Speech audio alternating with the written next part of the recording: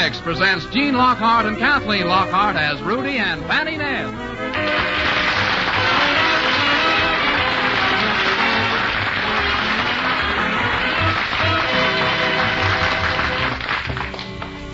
Ah, Fanny, that was a wonderful Sunday lunch today. How in the world did you make such delicious chicken salad? Oh, I made it with a can of tuna. Well, all I want to do now is listen to the World Series game. Oh, Rudy, why do you want to listen to an old ball game? Well, if I don't listen, how will I know what the score is? While, Rudy, did you ever know?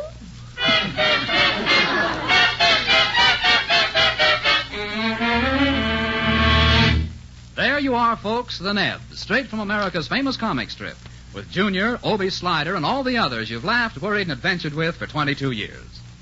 On this peaceful Sunday afternoon, we find the Nebs at home, and Rudy is listening to the World Series. Here they are. Rudy, what are they yelling and swooning for? Why, they got 3 men on base and Greenberg's at bat. Now, shh. Oh, I thought they discovered Frank Sinatra in the crowd. Now, just be quiet, Fanny, and listen. Now the bases are loaded with 2 men out. Big Hank Greenberg is waiting for the next pitch. The count is 3 balls and 2 strikes, and here it comes. Greenberg connects with it, and the ball flies. Fanny! Oh, what's happened? Why, the radio's quit. Oh, what am I going to do? Maybe if I shake it. Oh, Rudy, what are you doing? Trying to make it into kindling? Quick, Fanny, get in my tool chest there while I locate the trouble. All right. I'll have to take some of these parts out.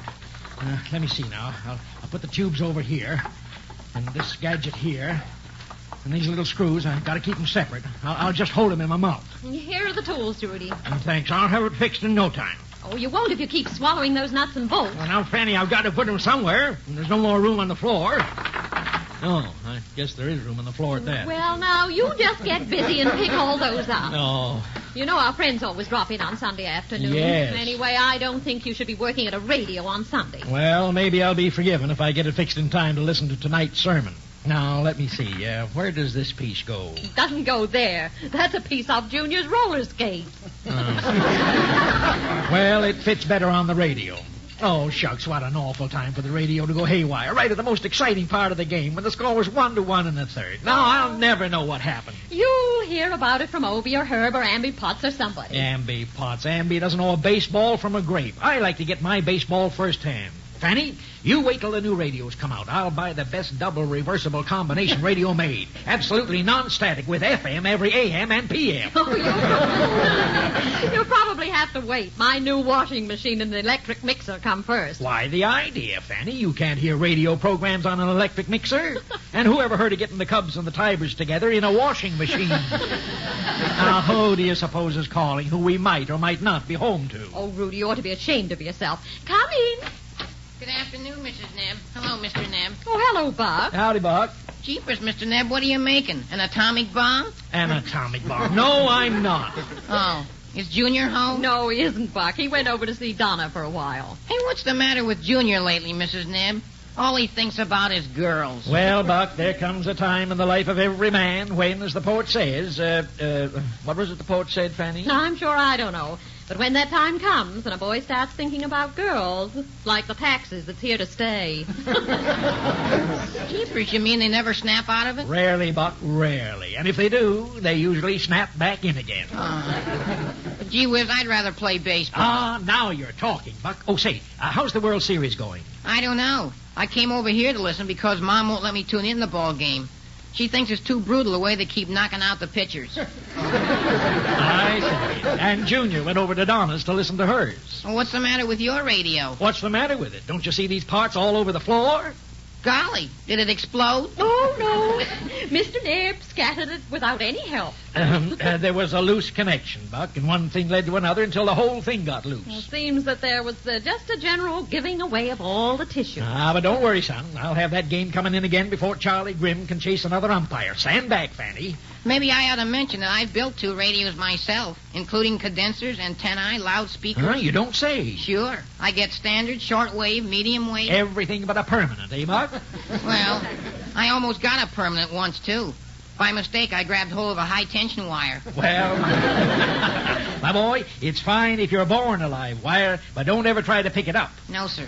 But I'll be glad to help you fix your radio, Mr. Neb. Oh, no. I can fix it. Are you sure, Rudy? Why, of course, my love. It's quite simple. This tube here, it goes into, it goes into...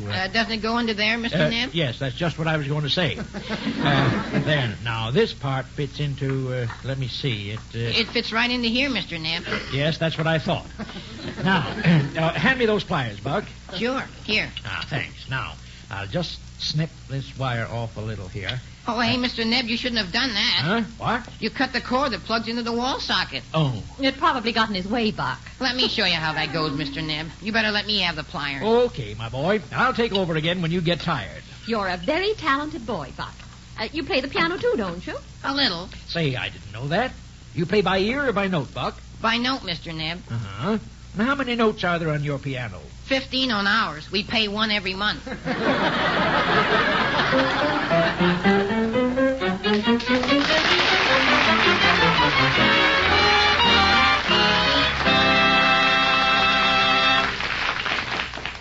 If you're a wife or a mother, take a good look at your menfolk. Do you notice signs of nervousness, circles under the eyes, worry and overwork?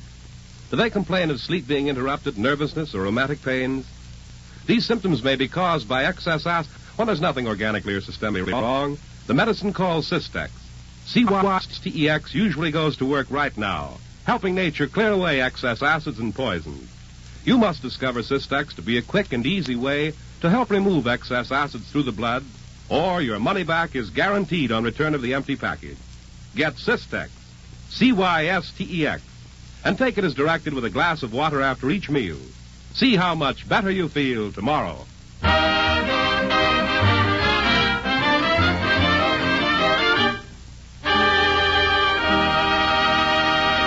And now, back to the Nebs. Oh, Buck, how are we doing with the radio? Well, right now I gotta check your terminals. And you had the tuning condenser where the dynamic speaker ought to be. Is that so? I guess I'm getting nearsighted. We'll have that ball game tuned in a few minutes, Mr. Neb. Buck, that was a darling hat your mother was wearing last week. Do you happen to know where she got it? No, Mrs. Neb. But Dad said wherever she got it, she should give it back to them. Now, Fanny, don't interrupt. I'll have to change the tubes around a bit differently from the way you had them, Mr. Neb. Okay. I wouldn't be surprised, Buck, if you became a great inventor, like Mr. Edison. Fanny, will you please be quiet? Well, Mr. Edison was pretty good, all right. Hold this, will you, Mr. Neb? Didn't Edison invent the first talking machine? No, Fanny, not the first one, but he did invent one that could be shut off. Fanny, answer the phone, will you? And find out what the score is. Hello? Yes, dear. Oh, just a moment. It's Junior, Buck. He wants to talk to you. Oh, gee, thanks. Excuse me a minute. Tell him to make it snappy, Buck. Hello? Junior? Hey, Buck, how'd you like to come over to Donna's house for a while? Well, jeepers, Junior. You've got Donna. What do you need me for? Well, I don't exactly need you, but Donna's got a girlfriend. Ah, but, Junior, I wanted to listen to the ball game. Well, I just found out there's something more fun than baseball. It couldn't be. Besides, right now I'm fixing your dad's radio. Tell him to hang up, Buck. Your father says to hang up, Junior. Oh, come on over, Buck. Donna's serving ice cream. Okay, you talked me into it. Goodbye, Junior. Come on, Buck. We're losing time. That series game won't wait. Oh, I'm sorry, Mr. Neb, but I gotta go over to Donna's house and do Junior a favor. Why, you can't go off and leave my radio in this condition. We'll have it working in just a few minutes. But, Mr. Neb, you said you'd take over when I got tired. And I think I'm tired right now. You're tired. Yeah, I think I need some refreshments. I'll see you later, Mr. Neb. Goodbye. Well, how do you like that? Here I sit in the middle of the floor, in the middle of a country that has the finest communications in the world. We got telephones, television, teletype, and I can't tell what's happening between the Tigers and the Cubs. Oh, well, stop fuming and get busy, or you'll never get that radio fixed. Yeah, they call this a free country with free speech. Everybody's supposed to know what's going on. I pay my taxes, don't I? But do I know the score? Seems like we mentioned that before. I'm talking about the ball game, Fanny, and I'm thinking about... Oh, come in. Fanny, why do you always tell everybody to come in when you don't know who's at the door? If it wasn't Sunday, I might be working here in my undershirt. Well, come in, Obie. Rudy, it's Obie Slider. Oh. Hello, Fanny. What's Owl Eyes doing? Come in and sit down, short change. Do you know anything about a radio? Well, I know enough about one to let it alone. What's the trouble? Rudy's found a loose connection. Well, I knew he had one. Never thought he'd find it. No wonder those correspondence courses Rudy took years ago didn't do him any good. Fanny, don't pay any attention to that waddling old gander. Correspondence courses? Obie, has Rudy been holding out something on me? Oh. No, but he thought the correspondence schools were holding out on him. Oh. Oh, I'll never forget the letter he wrote when he graduated. Obie, will you please be quiet? He wrote, "Dear Sir, I've taken all your courses. Now where's the brains you promised me?" Well, you antiquated angleworm, if you're so brainy, why don't you get down here and help me before the ball game's over? It's probably about the last half of the 7th inning by now. Last half of the 7th? Yeah. Well, time to stretch. I don't know why I'm always so tired on Sunday, unless it's from wading through them big Sunday papers. You're tired. How about me? This afternoon I've lost 10 pounds, 3 screwdrivers, and most of my interest in the ball game. Where's Junior? Was he smart enough to go someplace else to listen to the game? Junior heard the call of the wild. He went over to Donna's. Oh. Well, look, Nothing Ball. If you're so anxious to hear the World Series, why don't we go over to my house? Huh? We can hear the finish from there. Why, Obie, why didn't you think of that before? Yeah, Fanny, would you like to come along? No, thank you, Rudy. I'd rather take a nap. Well, let's go, Rudy. There's nobody at my house but my good wife, Hepsy. In anybody's house, Obie, your good wife, Hepsy, would be quite enough.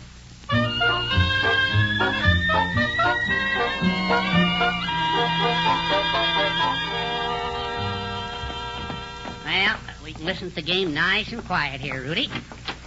Oh, sounds like Hepsy's already got the radio warmed up. Sounds like he might be on fire.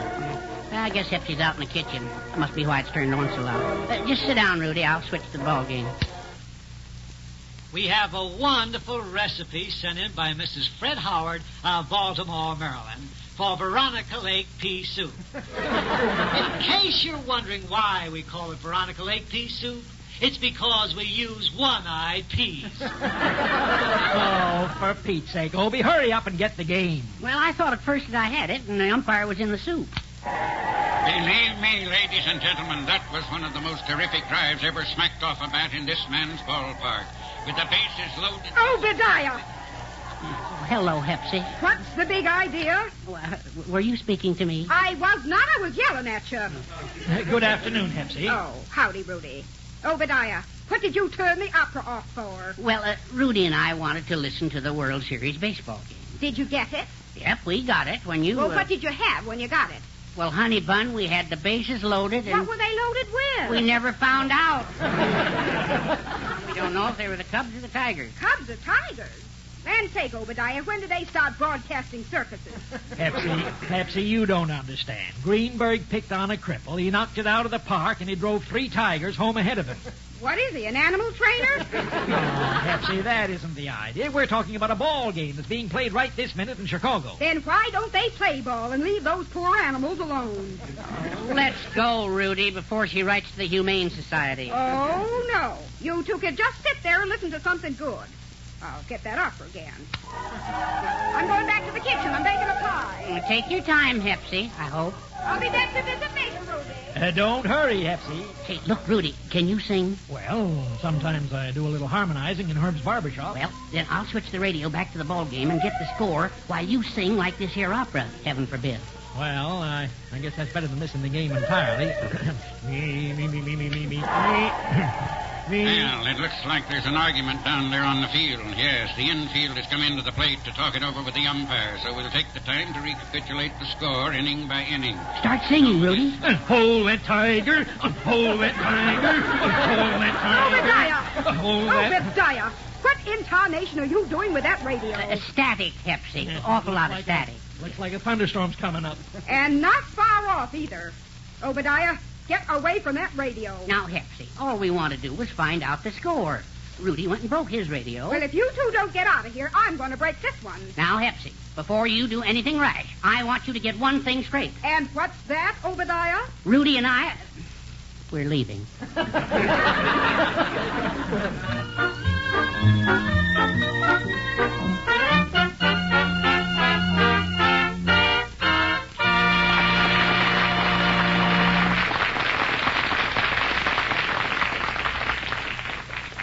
Are you one of the thousands of people who don't drink enough water?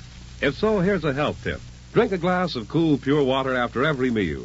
At the same time, take 2 tasteless, sugar-coated little tablets of Cystex. The Cystex, you see, goes right along with the water and helps nature clear away excess acids. which, if too concentrated and allowed to accumulate, may cause rheumatic pains, loss of energy, make you nervous, and, what is of prime importance, may interrupt your sleep. So if you feel tired, run down, and old before your time, why don't you try taking Cystex? Cystex with a full glass of water after each meal.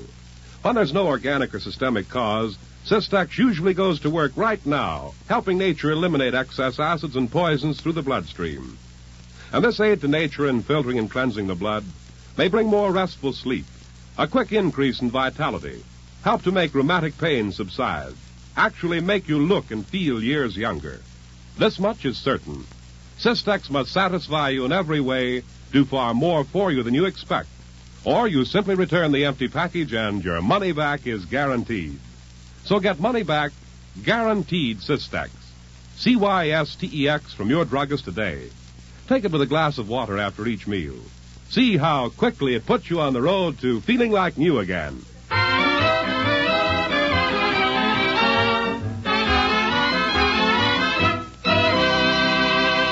And now back to our story with Gene Lockhart and Kathleen Lockhart as Rudy and Fanny Nebbs. Well, Rudy, you and Obie came back in a hurry. Is the ball game over? How in the world would I know? Hello, Fanny. Looks like I'm going to have to help Rudy fix his radio. My goodness, what happened? Well, Hepsy wanted to listen to the opera. And just when Greenberg was about to hit a homer. Well, I don't blame her. Opera is much better than listening to somebody hitting poor Homer. Oh. You're all alike. Come on, Obie. If we work fast, there's still time to reassemble this radio and pick up the last part of the game. Well, right now, I must say the game is sure spread all over the floor. Oh, there goes that bell again. Maybe it's somebody who knows the score. Coming. Well, it's Herb. Howdy, folks, howdy. How come you're not at the barbershop, Herbie? Can't see why I should be at the barbershop. Can't see why. It's Sunday. Or what day is it? Well, that's right. I forgot. Herb, what's the score? Score? What score? Oh, the score, yes. What's that? The score of the baseball game. Oh, the baseball game. Never listened to baseball games. Always got my ear to the ground, though. Sounds like you got it in the mud. Herb, don't you know the Chicago Cubs and the Detroit Tigers are deciding who's to be the world's champion? Can't say as I do. No, can't say. Thought Joe Louis was world's champion. Herb, I think you keep up with sports just about like I do. Yes, I do. Yes, I do. Up with one last night. Sure you do. Rather go to bed, though. Oh, you don't have to. You're asleep right now. We're trying to fix the radio so we can find out how the game's going. Oh, yeah. Wish it said so. Yeah, wish you had. Might have had it all fixed while you were, no, don't think it would. No, sure. Do you know how to fix a radio? Yeah. Oh, yes, so. Well, let me see, Rudy. How's that dude you got working you got right there? It doesn't. That gadget Obie's putting on there's too tight for the thingamabob. Besides, Herb, that she-bang under the doodiddle squeak. Yeah, I guess so. Well, better twist it around. Yeah, how's that? Yeah, fine, just fine. Don't think it did any good. Hey, we'll have this radio working in no time. What'll I do now, Herbie? Oh, let me see. Had it right on the tip of the tongue. Right on the tip. It fell off, though. Oh. That's a screwdriver you got in your mouth, though. Oh, yes. Just what I wanted. Yeah. Obie, hold the screwdriver. Yeah, got it. Rudy, you get the chisel and hammer. Yeah, sure thing, Herb. Yeah, just so. Now you knock off that little doolittle. It's no good anyway. This gadget here? Yeah. Okay, here goes.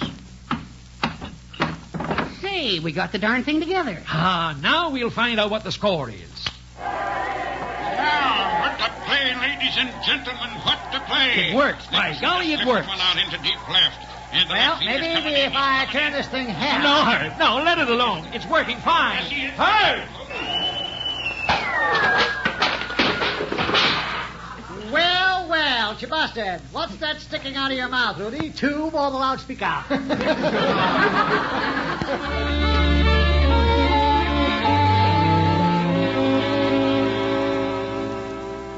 Mr. Nebb, what did you do to her? Did you give him a hot foot? No, Junior, I didn't, but I'd like to after what he did to our radio. But have you, by any chance, heard anything about the ball game? Who's pitching now? Well, Donna and I have been pitching a little woo, if that's what you... No, the ball game. How's it going?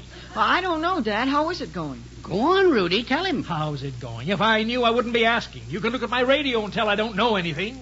Never a truer word spoken. Oh, Mr. Neb, that's awful. Oh, Buck, come and look at Mr. Neb's radio. Jeepers, Mr. Neb, haven't you made any progress with that radio at all? Oh, Buck, come on and help us put this thing together. If ever there was a time you were needed, it's now. And that's what Buck's afraid of, Pop. Yes, Mr. Neb. Why, we left my ice cream party because Buck's conscience was hurting him for leaving you alone with the radio. Oh, it wasn't my conscience. It was my stomach.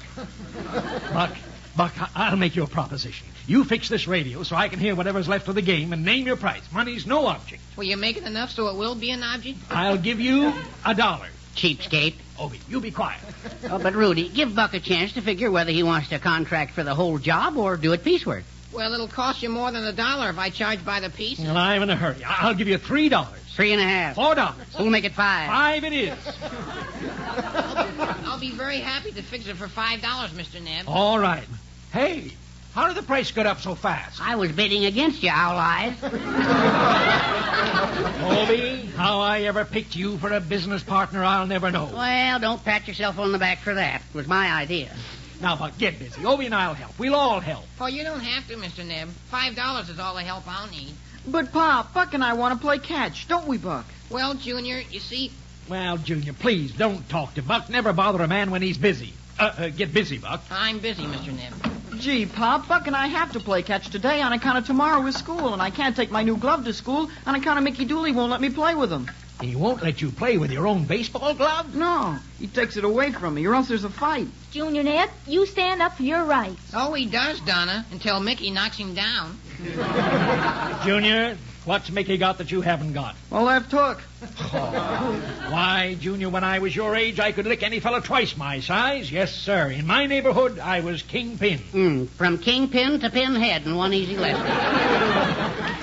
Well, come on, Rudy. Let's get out of here and let Buck and Junior fix the radio. To think that right now Hank Greenberg may be blasting that old horsehide all over Chicago. Rudy, why all this sudden interest in baseball? What do you mean, sudden interest? Baseball's the great American pastime, isn't it? Why, I was weaned on baseball. I cut my teeth on horsehide. Are you sure it was horsehide? What do you mean, was it horsehide? Oh, nothing. Only you braze so much. How's that radio coming, Buck? Okay. Rudy, I'll bet you couldn't hit a baseball with a canoe paddle if the ball was the canoe and you were sitting in it. Is that so? Yes, that's so. Now, Junior, give me your glove and ball. All right, Pop. Catch. Uh-oh. See, Rudy, what'd I tell you? Well, I didn't have my glasses on. Come on, Obie. While Buck's fixing the radio, you step outside with me and I'll show you some big league stuff. Okay, Greenberg. Oh, Pop, can't I come out and play, too? Now, Junior, you either help Buck, entertain Donna, or study your homework for school tomorrow. That's right, Junior. Rudy wants you to be smart so he'll make a good impression on that pretty teacher you got. You mean Miss Whitaker? That's the one. Ow! Obie, hush up. Oh, that Miss Whitaker is the only woman I've ever seen who can make a pair of false eyelashes look honest. Obie, let's go outside and play ball. Coming, Father. But that Miss Whitaker.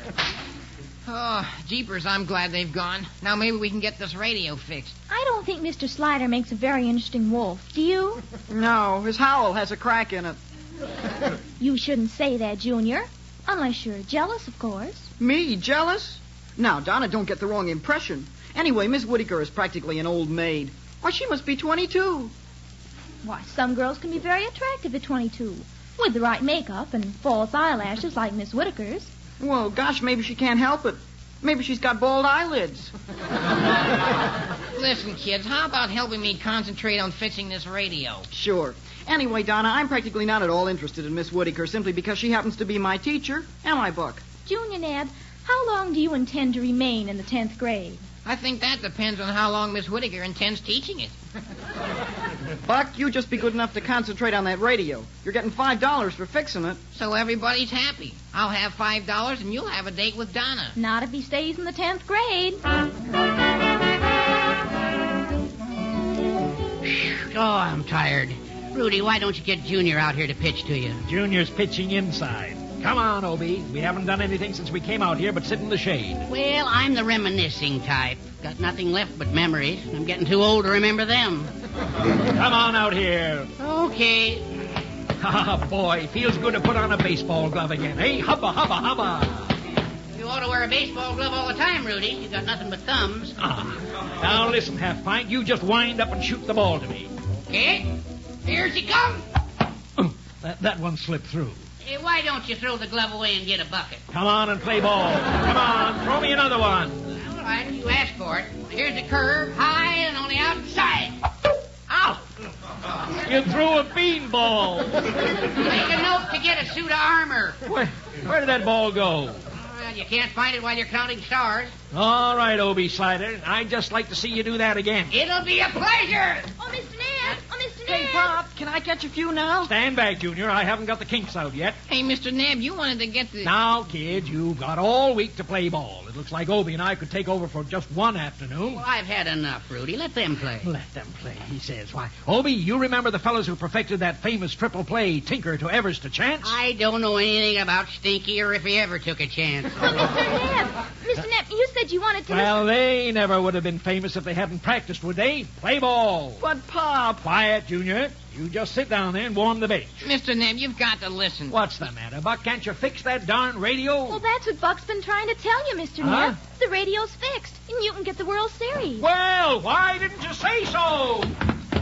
Move over, Neb. You're blocking the traffic. I waited all day for this moment. Here now. I'll turn it on. And that, ladies and gentlemen, winds up our World Series broadcast for today. Good afternoon.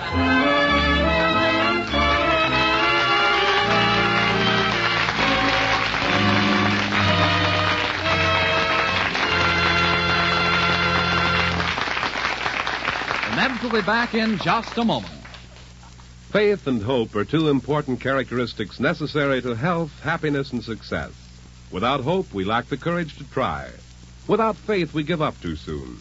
So if you feel tired, nervous, run down, worn out, older than your years, if you suffer from rheumatic pains, or if your sleep is frequently disturbed without organic or systemic cause, I firmly believe that you have a great deal to gain by pinning your faith and hope on Cystex. Cystex. You see, Cystex is a doctor's formula designed to aid nature in clearing away excess acids and accumulated body poisons, which may be the unsuspected cause of a wide variety of pains, aches, physical discomfort, and lack of energy. Thousands of men and women in the United States and throughout the world who are tired and discouraged are now finding new joy in living simply because they had hope and tried Cystex. This much is certain. Cystex must help you quickly and surely, must prove worth far more than the small cost, or you simply return the empty package and your money back is guaranteed. So get money back, guaranteed Cystex from your druggist today. Take it exactly as directed with a glass of water after each meal. See how quickly it puts you on the road to feeling like new again.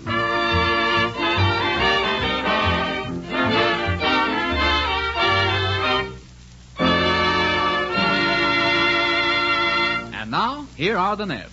Rudy, are you still fooling with that radio? I thought Buck fixed it. He did, Fanny. It cost me $5. Oh, well, stop brooding over it. Well, it isn't the $5. It's just that I've lost confidence in this radio. What a strange thing to say. Oh, I always thought a man's radio was like his dog, a companion to him, always right there, the snap of a switch, wagging its hair, you know. I see what you mean, Rudy. But please stop brooding. When a man hasn't a friend in the world, when nobody ever speaks to him, his radio will talk, even sing to him. Oh, you're wasting an awful lot of sentiment on that radio. Not anymore, Fanny. I'm disillusioned. This thing let me down today at an important time, like the World Series. All right, Rudy. You can have your new radio, and I'll wait for my washing machine. Why, thanks, Fanny. Well, after all, a washing machine is nothing but a tub and a washboard with a motor on it. But, Rudy, I'm tired of being the motor.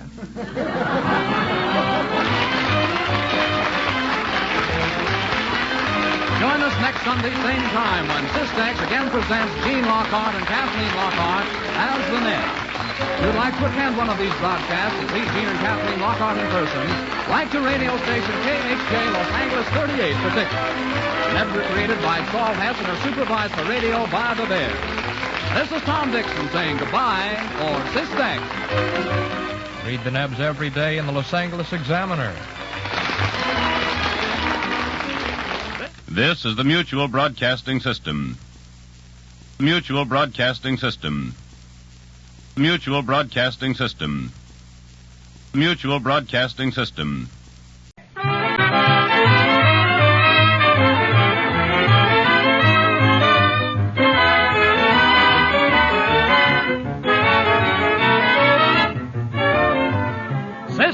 presents The Nebs, starring Gene Lockhart and Kathleen Lockhart as Rudy and Fanny Nebbs.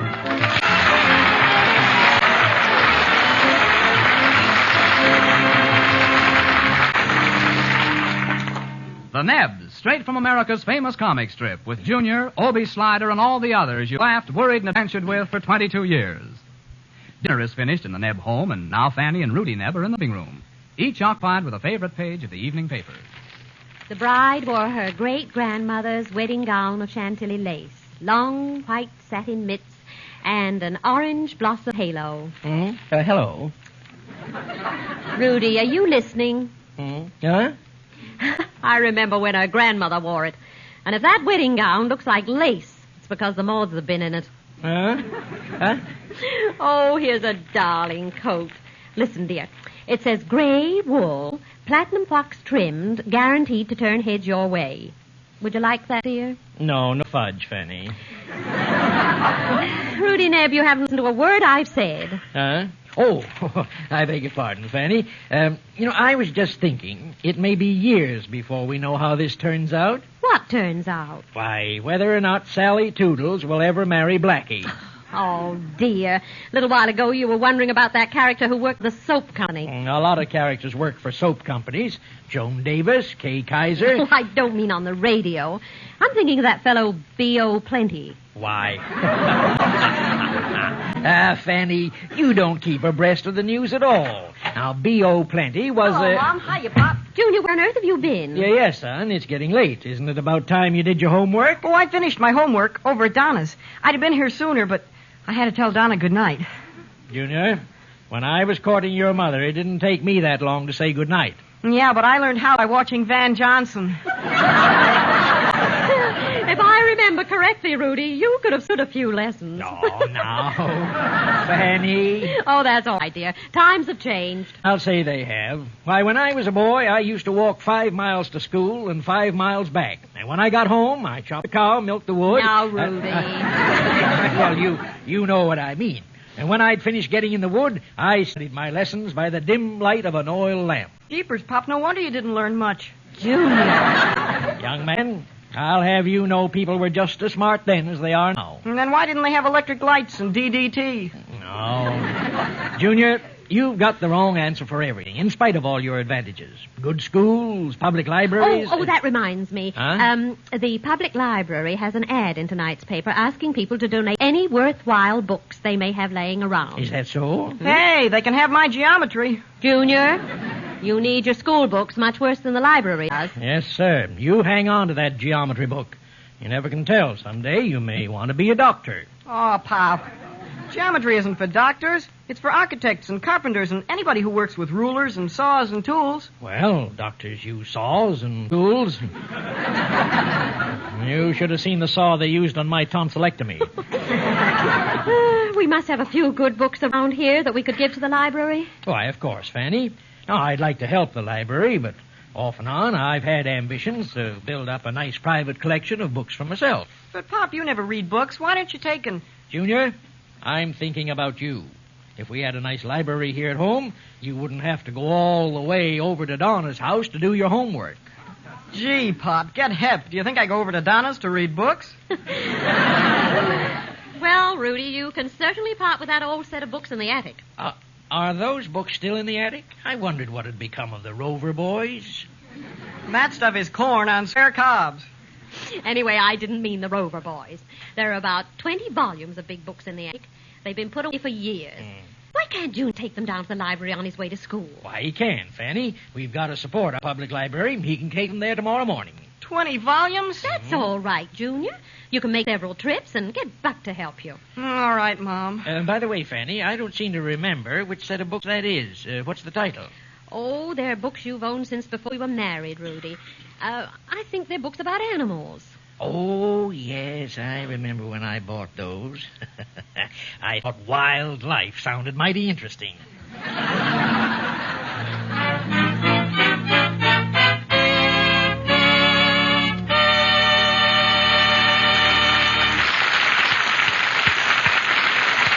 We'll return to the Nebs in just a moment. Have you wondered what may cause you or some of your loved ones to feel run down, nervous, and half alive? There is a very common trouble that hits some of us at times, an increase in excess acids and poisons which should be removed through the bloodstream. They may undermine your vitality, interrupt your sleep, cause rheumatic pains, and make you feel old before your time. When there is no organic or systemic cause, the medicine called Cystex, Cystex, usually goes to work right now, helping nature clear away these excess acids and poisons through the bloodstream. Stimulating this cleansing and purifying action may easily bring you better sleep and make you feel younger, stronger, and better than you have for years.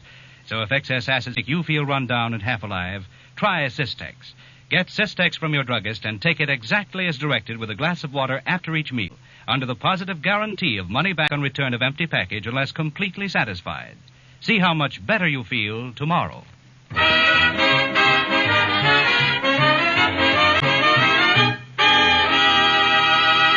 And now, back to the Nebs. You're a real pal, Buck, to help me get Pop's books to the library this morning. Whew, they're sure getting heavy. Well, you can put them down now. Oh, okay. Hey, didn't you carry any? Sure, your chemistry book. Here, take it. I'm tired, too. Good morning, Junior. And Buck. Well, what have we here? Good morning, Miss Witherspoon. Miss Witherspoon, my father wants to donate his books to the library. Oh, splendid, Junior, splendid. My, what an impressive collection. Oh, this isn't all of them, but it's all that Junior could carry. Pop has a lot more at home. Really? Well, that's wonderful of your father. But we don't have time to bring the rest right away on account we'll be late for school. Unless you could write a note to school asking them to excuse us a day in the interest of liberal education. Well, I wouldn't think of asking you boys to bring all of Mr. Nebbs' books to the library, but since Mr. Nebb has been so generous, the least we can do is arrange to have the rest of them picked up, Junior. That's very kind of you, Miss Witherspoon. Isn't it, Buck? Yeah, but it would be kinder if she could get us excused from school. Now, Buck, you and Junior run along, and thank you so much. I'll see that Mr. Nebb gets proper credit for being such a public-spirited citizen. The library needs good, wholesome books. So many books these days aren't fit for our young people to read. Yeah, I know. I've read some of them.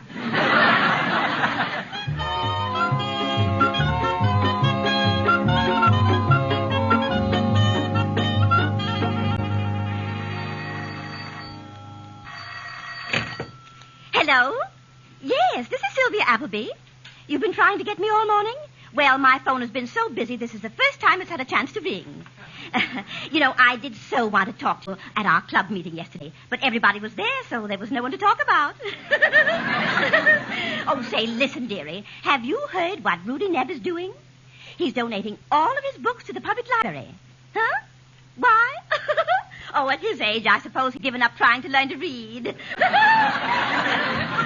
I'm going to see Fanny Webb right away. Goodbye.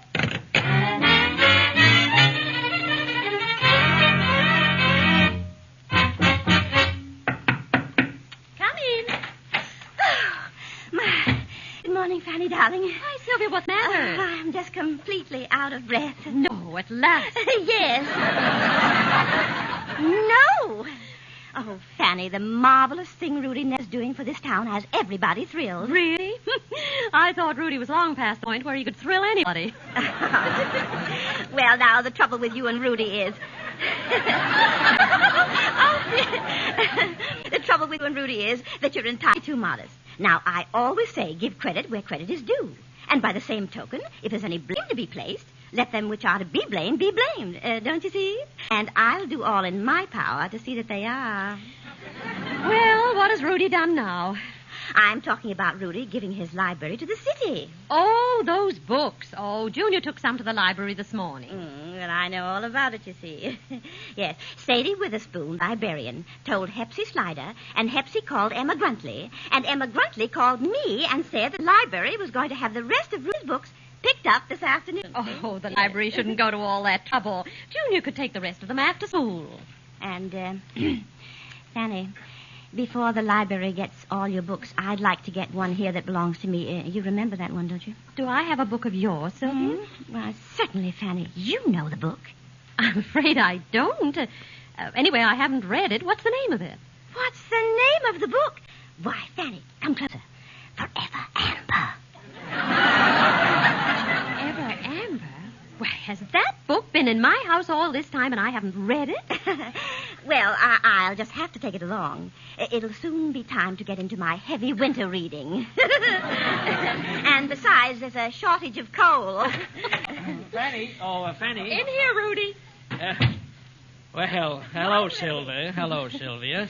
What do you know that's come up that somebody'd like to live down? Well, I was telling Fanny how I admired your generous civic gesture, giving all of your books to the public library. Well, Sylvia, I figured more of our young people ought to know about wildlife.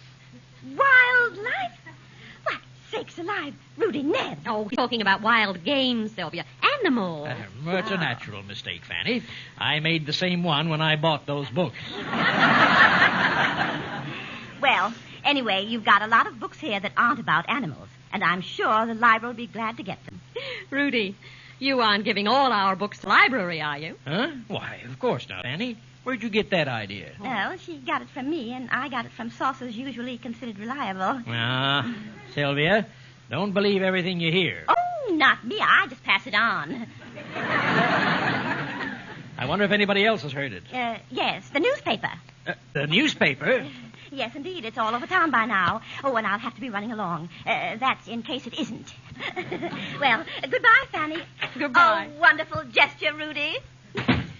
Well, Rudy, what are you going to do about this situation? What am I going to do about it? I'm going to put a stop to such a rumor, Fanny. Just because I offered the library a set of old books doesn't mean they have a mortgage on the whole works. I won't stand for it. Sylvia, the library was sending somebody to pick up the rest of the books this afternoon. Everything that woman hears goes in one ear and over the back fence. She was all out of breath over it when she came in. The trouble with Sylvia is she finds out everything the hard way, breaking her back, bending over keyholes.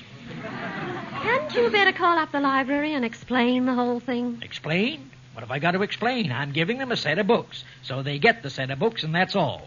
They'll get the rest of my library over my dead body. I'll get it. Hello? Hello? Is this Mr. Nebb? Who wants to know? Rudy. Yes, this is Rudy Nebb. Yes. Well, Mr. Nebb, this is Miss Witherspoon at the library. Oh, Miss Witherspoon. Yes. Well, I was just about to call you. I just wanted to thank you for donating your library to us.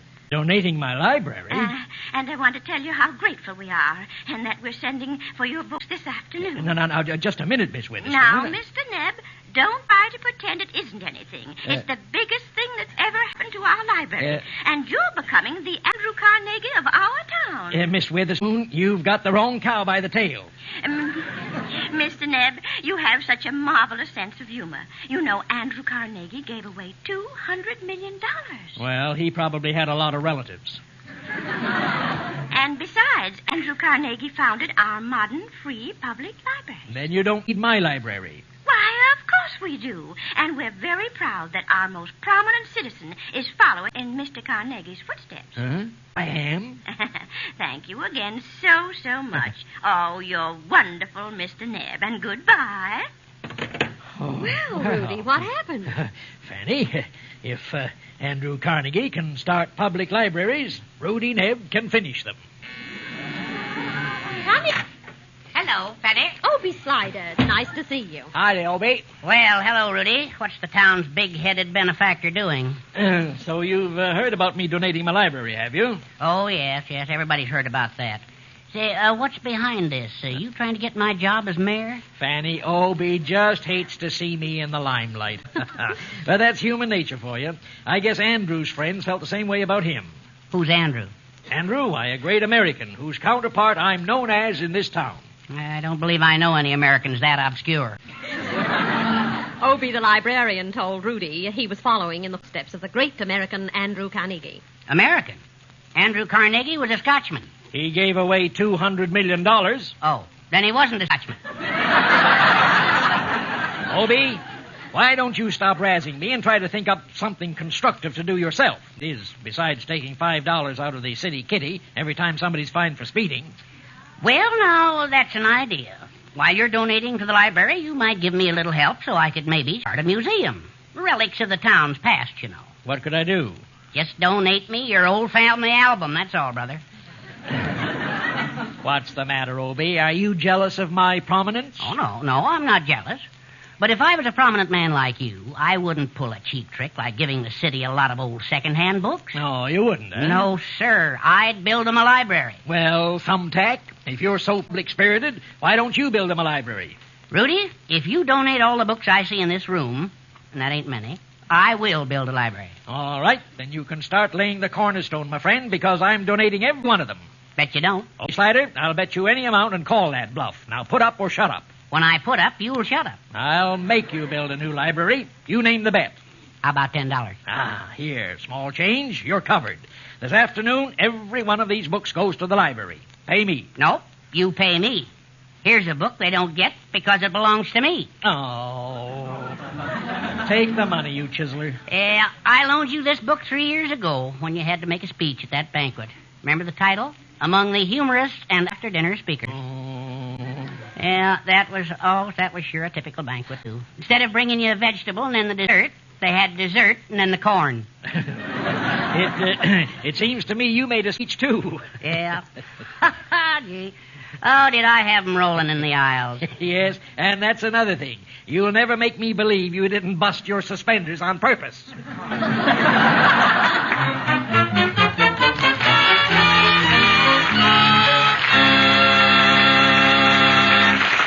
Nebs will continue in just a moment.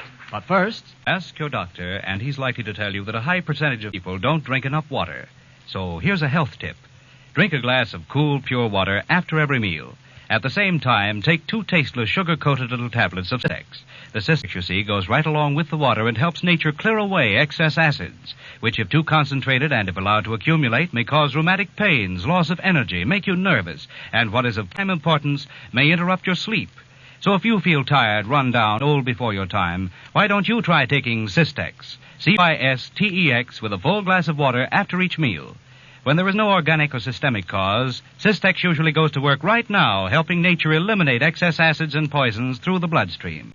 And this aid to nature in filtering and cleansing the blood may bring more restful sleep, an almost unbelievable increase in aliveness and vitality, a new spring to your step, a sparkle to your eyes. Actually, make you feel and look years younger.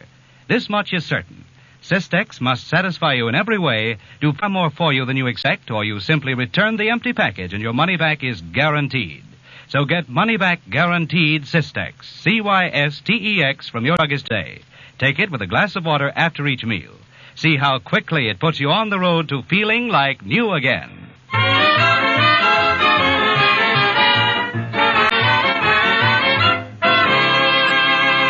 And now back to our story with Gene Lockhart and Kathleen Lockhart as Rudy and Fanny Nebbs. Come on in, Buck. Sure, Junior.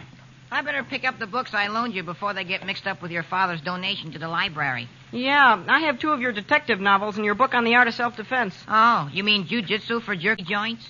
You can take 100 ways to make spending money, too. It didn't help me. Jeepers. I didn't know you had 4 of my books over here. You didn't? I always buy the kind of books you can't put down without somebody picking them up. Okay, you'll find your books on the table. Mom and Pop aren't home yet. I guess not. We would have heard your pop. Golly, if I'd known that, I could have invited you over another time and brought Donna this time. Oh, there you go again, Junior. Women are always coming between men. Buck, you may as well know that someday Donna will probably become my wife. It'll be your own fault if you're hanging around her all the time. What else can you expect? Well, I don't want to expect anything else.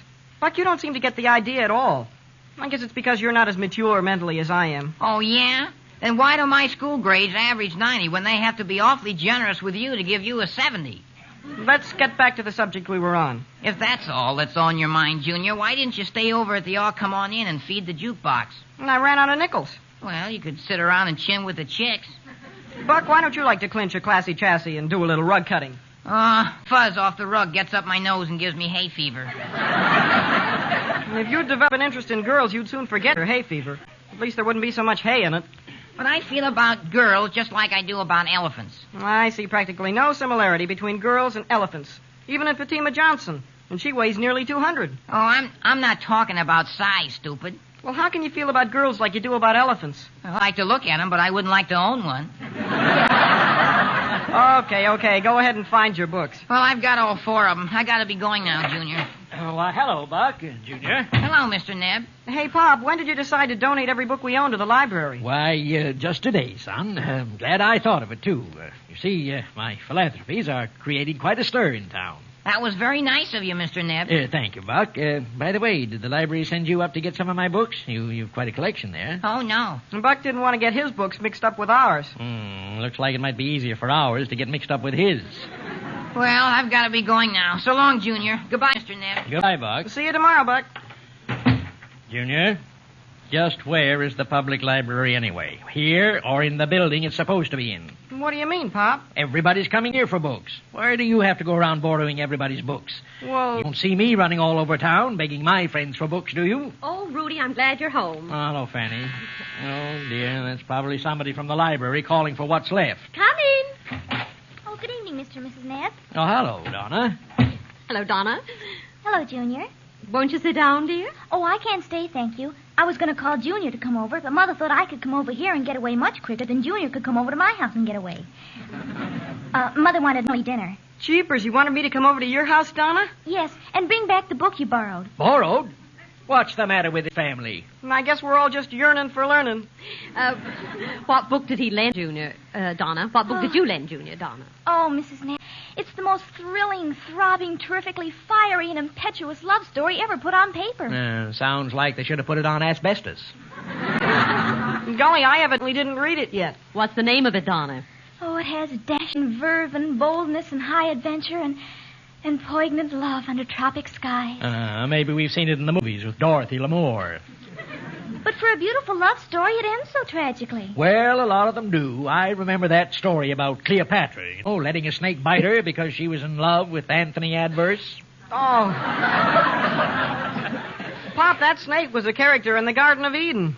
Where books are concerned, you're both characters. Junior, get Donna's book for her. Which did you say was your book, Donna? The one where all the girls are in love with a hero and he has to decide between about 20 of them. So he goes on an adventure and never comes back. Well, I can't say that I blame him. Donna, Junior will find your book if you tell him what to look for. Oh, I almost forgot. It's called Woo Me Too. Woo Me Too? Oh, a Chinese story. Oh, hurry up, Junior. I've got to go back home. Now, Donna, just take it easy. I'll find it, but it may take me a couple of hours. It shouldn't, Junior. It's right there on the table in front of your nose. Oh, Mom, you're no help. Well, thanks a million. And, Mr. Neb, I think it's just wonderful of you to give all your books to the library. Oh, Donna, it isn't anything. At least it isn't going to be much. Well, goodbye now. Goodbye. Wait, Donna, and I'll walk home with you. Goodbye. Well, Rudy, your contribution to the town library is certainly dwindling. I know, Fanny, but what are they trying to do to me? Make me the laughingstock of the town? First, they talk me into giving them my books, and before I can do it, they take them all away from me. Even Hepsy Slider came today and got a cookbook I'd quite forgotten all about. Well, if anybody needs a cookbook, it's Hepsy. But what's happened to the evening paper and the magazines and Junior's comic books? Oh, they were picked up to help the paper drive. Oh, a fine showing I'm going to make. This is a blow to me, Fanny. When Rudy Neb does a thing, he usually does it to a nice golden brown. This time you burned your fingers. Well, I certainly had visions of making a better contribution than I'll be able to. It just goes to show. You can't depend on your friends in a pinch. They'll run right out from under you. But, Rudy, they had a right to. We shouldn't have kept other people's books so long. Well, a lot of them have our books, no doubt. Unfortunately, we never kept a list. Somebody else looking for a book we borrowed, I guess. Come in. Why, it's Herb. Oh. Yeah, how do you, folks? Hello, Herbie. How's Trix at the barbershop? Trix. Oh, yes, Trix. Only seen one cute one around today. Yeah. She came in to get along Bob. Bob wasn't here, though. Herb, you're just in time for dinner. Would you like to stay and take potluck with us? Thanks, Fanny. Yes, just love to. Never had much luck with pots, though. Don't mention luck to me, Herb. Mine's all bad today. My rabbits must be counterfeit. Never had any luck with rabbits put either. Carried one for a spell, but it disappeared, yes. Had a rabbit on the end of it. Oh, my. Must be easy to lose one that way. Well, Herb, if you won't stay for dinner, what's on your mind? Oh, yes. Did I say I wouldn't stay for dinner? Yeah, ought to keep a great big mouth shut. Try that, though. Don't work with that noise. I'll go set the table. Junior will be back in a few minutes. Junior? Oh, Junior, yes. Fine boy, Junior. Town needs more like him. Yep. If they didn't have so many kids now, yes. Junior went over to Ambi Potts to return a couple of books, and Mother, am I sick of books. Oh, books. Books, yes. Had one once, Rudy. I think you buried it. What? Yeah. Not you, too. Yes. It's called How to Clip Your Own Hair. Yes. Yeah, gotta have it back, Gotta burn it. It's not good for my business, no. So that's what you came here for? No, only partly. Favor from Miss Weatherspoon at the library. Come to pick up all your books, Rudy. Yes. Got a truck outside. A truck? Mm-hmm. Don't know whose it is, just borrowed it. A truck? Yeah. Books are heavy, you gotta have a truck. But Fanny, what am I going to do? Do what you promised, Rudy. Give him your library. Oh, okay, Herb. You can take what's left. Yeah, fine. What is it? My dictionary.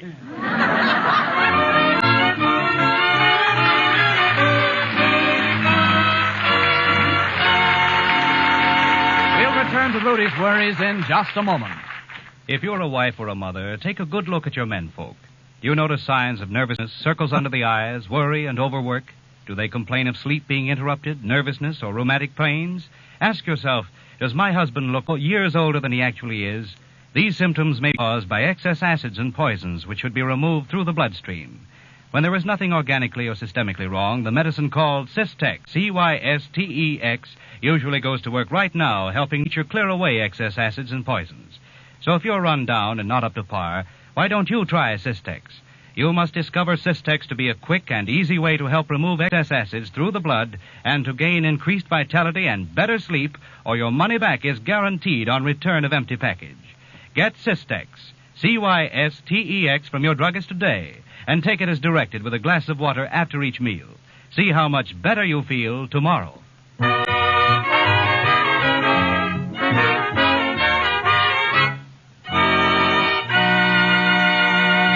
Now for one last minute with the Nebs.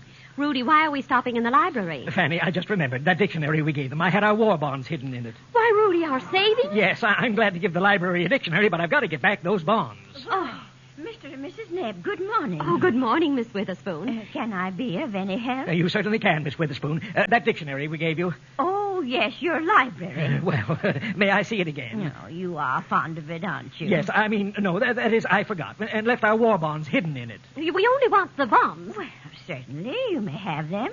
Now, here they are, still in the dictionary. Thank you. And here's something else for you, Mr. Nebb. Well, thank you. What is it? It says $5.98. It's a bill for keeping the dictionary overtime. Huh? Yes, this book...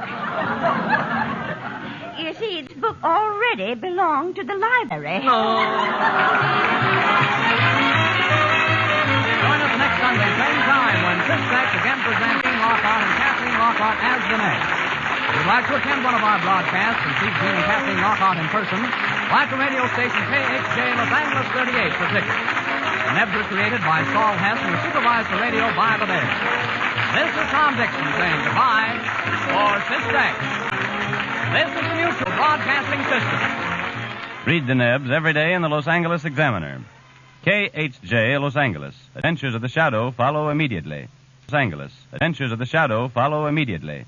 Los Angeles. Adventures of the Shadow follow immediately. Los Angeles. Adventures of the Shadow follow immediately. Los Angeles. Adventures of the Shadow follow immediately. Los Angeles. Adventures of the Shadow follow immediately. Los Angeles. Adventures of the Shadow follow immediately. Los Angeles. Adventures of the Shadow follow immediately. Los Angeles. Adventures of the Shadow follow immediately. Los Angeles.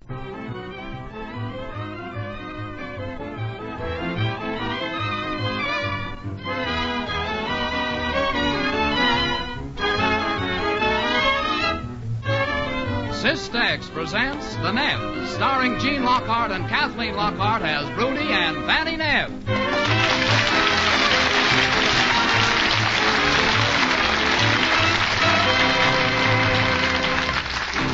The Nebs, straight from America's famous comic strip, with Junior, Obie, Slider, and all the others you've laughed and adventured with for 22 years. Well, it's a crisp October Saturday morning, and the Nebb household is bustling with activity. Fanny Nebb is going briskly about her housework, while husband Rudy bubbles with sparkling vim, vigor, and vitality. Oh, Rudy, you sound like a tired breeze blowing through a bass horn. Would you mind going someplace else while I clean this room? Oh, Fanny, I'm just relaxing a little until it's time to go to the office. There isn't anything you'd like me to do before I leave, is there? Well... No, I didn't think so. Yes. You might empty the ashtrays, burn the rubbish, and scrub the kitchen floor. Why, of course, my dear. I'll have Junior take care of it this afternoon. Oh, thank you, dear. But I'll have it done by that time, in spite of the fact that I must wash the dishes and do the laundry and make the beds and clean the house. Well... a woman's work is never done. The trouble with you housewives is, my dear, you don't organize your work. Now, we men... Oh, you men. Half your work is just talk. Huh? You dictate letters, hold conferences. Come in. I beat you to it that time. Oh, why, it's Obie Slider. Good morning, Fanny. Hello there, lame brain. Well, good morning, Wrinklepuss. What's going on around here this morning? Oh, the usual routine, Obie. Housework and more housework. Yeah, I suppose Rudy's helping as usual with a mouthful of conversation. Well, Fanny's a little tired this morning, Obie, but she always insists on doing all the housework at once, just making a mountain out of a molehill. No, if it wasn't for Fanny, a molehill is just what this joint would look like. Thank you, Obie.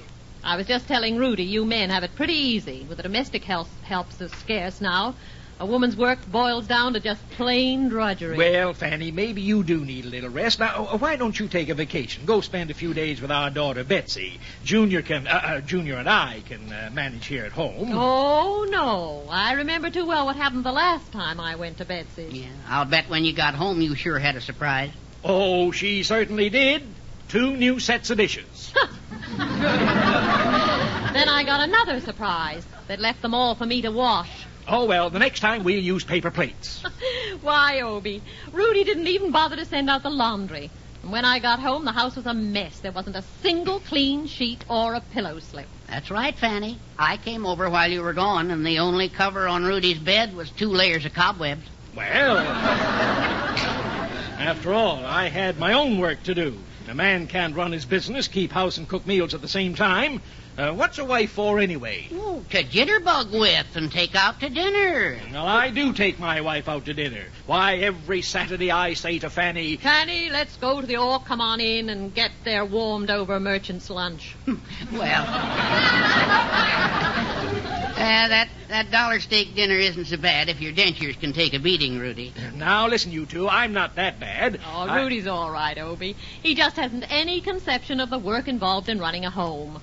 I still think a wife's job is bigger than her husband's. But, Fanny, it's all a matter of organization. Organization and executive ability. You ought to run this house just like I run my business. Hey, what do you want to do, Rudy? Break up housekeeping? Why, taking care of a house is what I'd call a dream job. Rudy, there's more to it than taking a nap on the sofa. You know, Rudy, years ago my wife got me interested in housework. How'd she ever do that, Obie? With a rolling pin. Why, the way you people talk. I'll bet I could do Fanny's work in 1/2 the time it takes her to do it. I'd certainly like to see you try. Why don't you swap jobs with her for a day, Rudy? Oh, be that silly. Fanny couldn't handle my job. Well, and I'll bet you couldn't handle hers either. Furthermore, I'll bet you're afraid to try, you coward. I'm afraid to try? I am not. Oh, now, Rudy, you know you couldn't trade jobs with me. You can't handle my work. Why, of course he can't. That'd take somebody intelligent. I can, too, handle it. Bet you can't. I can. You can't. I can. You won't. I will. When? Right now. Okay, Rudy, that's a bet. Oh, Obie, that's silly. Don't try to talk him into it. Sister, he's in. No, wait a minute. All right, dear, if you'd like to back out. Yeah, that's right, Rudy. Crawfish. I will not. I never back out of anything. I'll say not. You plunge in head first. You bet I'll plunge in, and I'll show you two how things ought to be done around this house. I'll give Fanny a lesson in business administration she'll never forget. You're not kidding, flea brain. Well, Rudy, you're asking for it. He's got it. If you're going to take over his job, Fanny, you want to ride down to the office with me? Thanks, Obie. That's a good idea. Now, Obie, Fanny can't make any business decisions. Why, she's... Don't you worry about me. You take care of the house. Oh, yes, and there's that checkered gingham apron with the frilly sleeves you can put on. Huh? Oh, boy, would I like to see that. Rudy in a gingham apron with a feather duster for a corsage. Rudy Nebbs, queen for a day.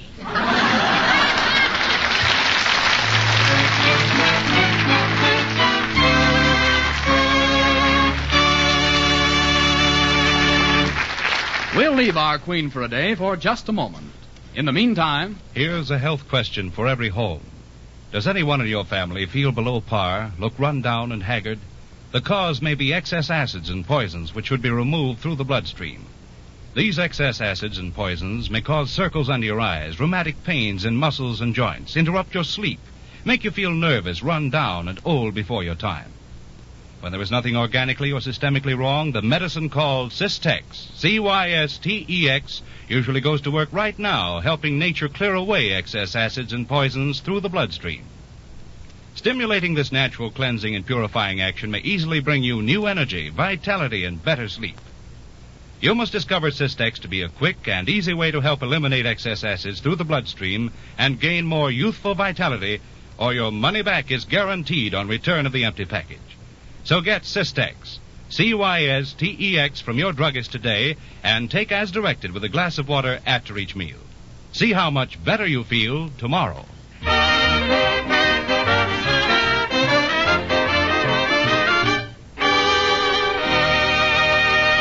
And now, back to the Nebs. Well, Obie, I'll have to admit Rudy's office work is less familiar to me than my housework is to him. I suppose you'd better tell me what his duties are. Fanny, do you want the plain truth, or can I varnish it up a little? Now, Obie, just what does Rudy do at this time every morning? Well, let me see. We usually run out for a cup of coffee. But I don't want any coffee. Well, how about a Coke? No, thanks. Let's get on with the work to be done. Rudy's going to do my housework. I've got to be fair and do his work here. Now, where do we start? Fanny, you don't want to prop your feet up on the desk, do you? Oh, you men, I don't see how you ever run a business. Well, to tell the truth, it runs us, mostly. We have our clerks and stenographers and such, but all we do is supervise. Supervise? We didn't get here until 10 o'clock. Why, I bet you and Rudy don't even know what time the employees come to work. No, they're always in when we get here. I see. Now look at Rudy's desk. I've never seen anything as untidy in my whole life.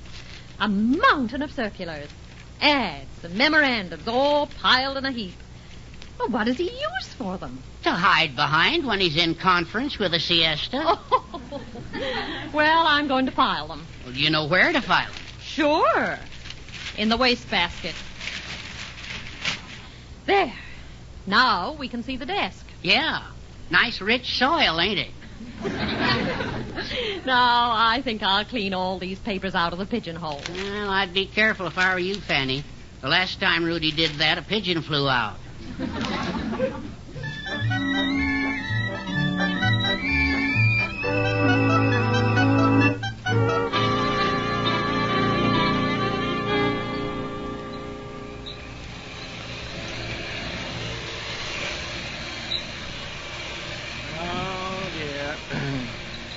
I don't know who's taking the worst beating today, me or this rug.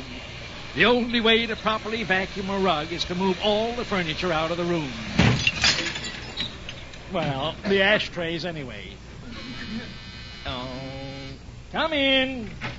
Oh, good morning, Rudy. Oh, hello, Sylvia. Oh, my goodness. What are you doing with that vacuum cleaner? I'm just rearranging the dust.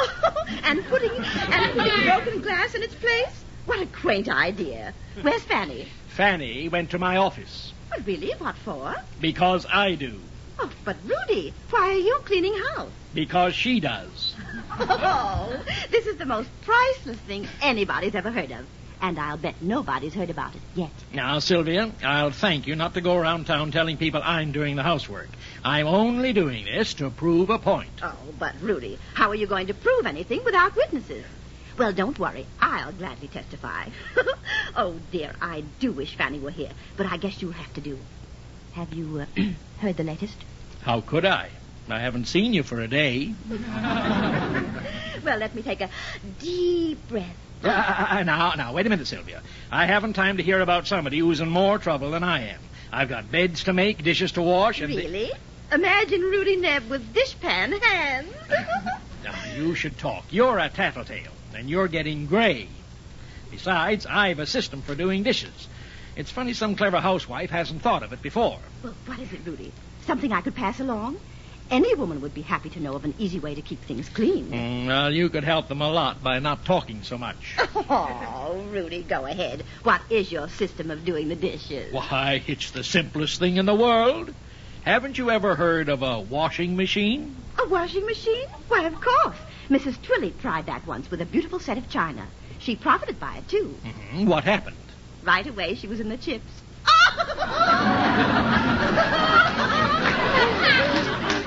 Sylvia, that is not funny. Oh, yes, it is. Well, you'll have to pardon me now. I've got to get to the dishes. I'll have them done in no time if Junior ever gets home. Well, Rudy, I don't want to keep you from Fanny's work, but I wonder if you've heard about Sophronia Pringle. Well, all I know is that she was in financial difficulties a while back. Yes, indeed. Not more than a year ago, the wolf was at her door. Do tell. What happened? Last week, he moved right into the house with her. They got married. His father, you know, was the minister. Of course, it probably won't last, though. No? Why not? Well, Sophronia's father's a lawyer, see? But, of course, that may not happen. I always say, all's well that ends well, unfortunately. Yes, and... why, here comes Fanny. Oh, hello, Sylvia. Oh, hello, Fanny, darling. I've just been having the grandest chat with Rudy. Well, I don't know whether Sylvia's been chatting with me or at me. How's things at the office, Fanny? I didn't think you'd last very long. I think I've done enough for today. Besides, you always stop work at noon on Saturdays. My goodness, Fanny. You're becoming a regular career woman. Don't you find it difficult to mix marriage with a career? Oh, I don't know. Some people have done it 5 or 6 times. Oh, well, I really must be going. Oh, don't hurry, Sylvia. I really must, my dear. Don't forget to have Rudy tell you what I told him. I'll see how it sounds when I hear it from somebody else tomorrow. Bye.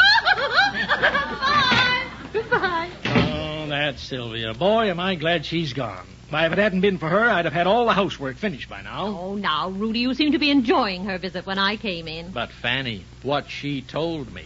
Sylvia said... Never mind, you old gossip. Have you done the dishes? Well, not yet. Made the bed? No, but Put the laundry into soak? No, Then all you've done is break an ashtray. Well, yes. Rudy, I usually have all the work done by this time of the day. But, Fanny, you know the routine. I thought you were going to organize things around here. I expected to come home and find some brand new system installed. System? Why, you've got all kinds of systems and conveniences here. Well, you've got vacuum cleaners, electric mixers, and unmixers, all kinds of appliances to help you out. Well, don't you have help at the office? Stenographers, clerks? Clerks and stenographers are different. I'll say they are. They never need new spare parts.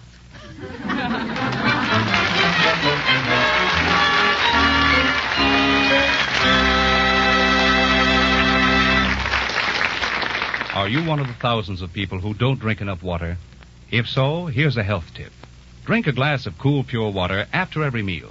At the same time, take 2 tasteless, sugar-coated little tablets of Cystex. The Cystex, you see, goes right along with the water and helps nature clear away excess acids, which, if too concentrated and if allowed to accumulate, may cause rheumatic pains, loss of energy, make you nervous, and, what is of prime importance, may interrupt your sleep.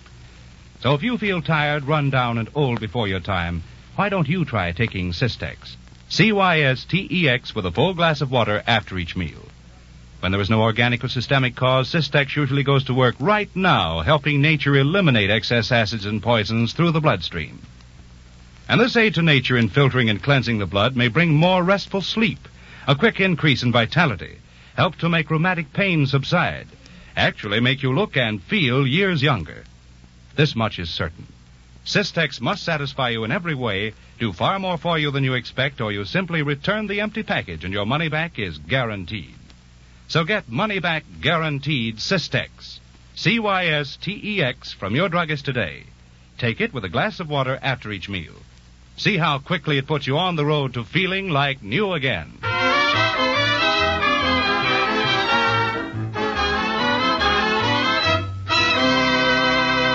And now back to the Nebs, starring Gene Lockhart and Kathleen Lockhart as Rudy and Fanny Nebbs. Come on in, Buck. I'll be very happy to, Junior. It's raining outside.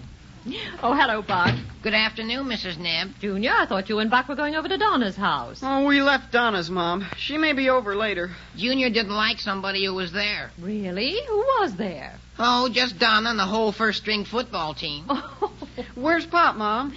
Your father's scrambling around in the laundry tubs. What's the matter? Is he sick? No, he decided to do my housework today. Then he is sick.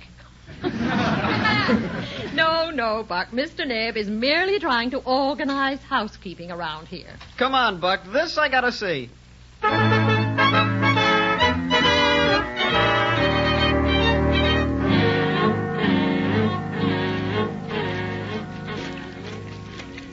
Gee, Pop, do you know how funny you look bending over a washboard? No, Junior. I've got too much soap in my eyes. Hey, Mr. Nebb, it's raining outside. Wouldn't it be a lot easier to pile the laundry out there and pour some soap over it? Buck, my boy, nature can do a lot, but it'll never replace elbow grease. But, Pop, why don't you use some executive ability? Junior, don't mention executive ability to me. Since you seem to have one, is it okay to mention the washing machine? Oh, I put the window curtains in the washing machine, but I forgot to take the rods out. Oh. You know, you boys could be a lot of help to me if you'd care to. But, Pop, it isn't polite for people to work when they've got company. Who's got company? Me, I've got Buck. And it certainly isn't polite for the company to work when they're visiting somebody. Ah, but the three of us could make a sort of a game out of this, you see. Now, look, we'll pretend that I'm a surgeon performing an operation. Don't you wish you were, instead of doing the laundry? Well, as I was saying, I'm performing the operation, and this pair of pajamas is the patient right here on the operating table, see? You mean the washboard? Junior, let's keep this professional now. Now, this is an emergency, and you're my assistants, and I'm asking you for the instruments, huh? Okay. Now, rubber gloves. Rubber gloves. Soap. Soap. Bleach. Bleach. Hey, the patient's bleeding. That's my knuckles.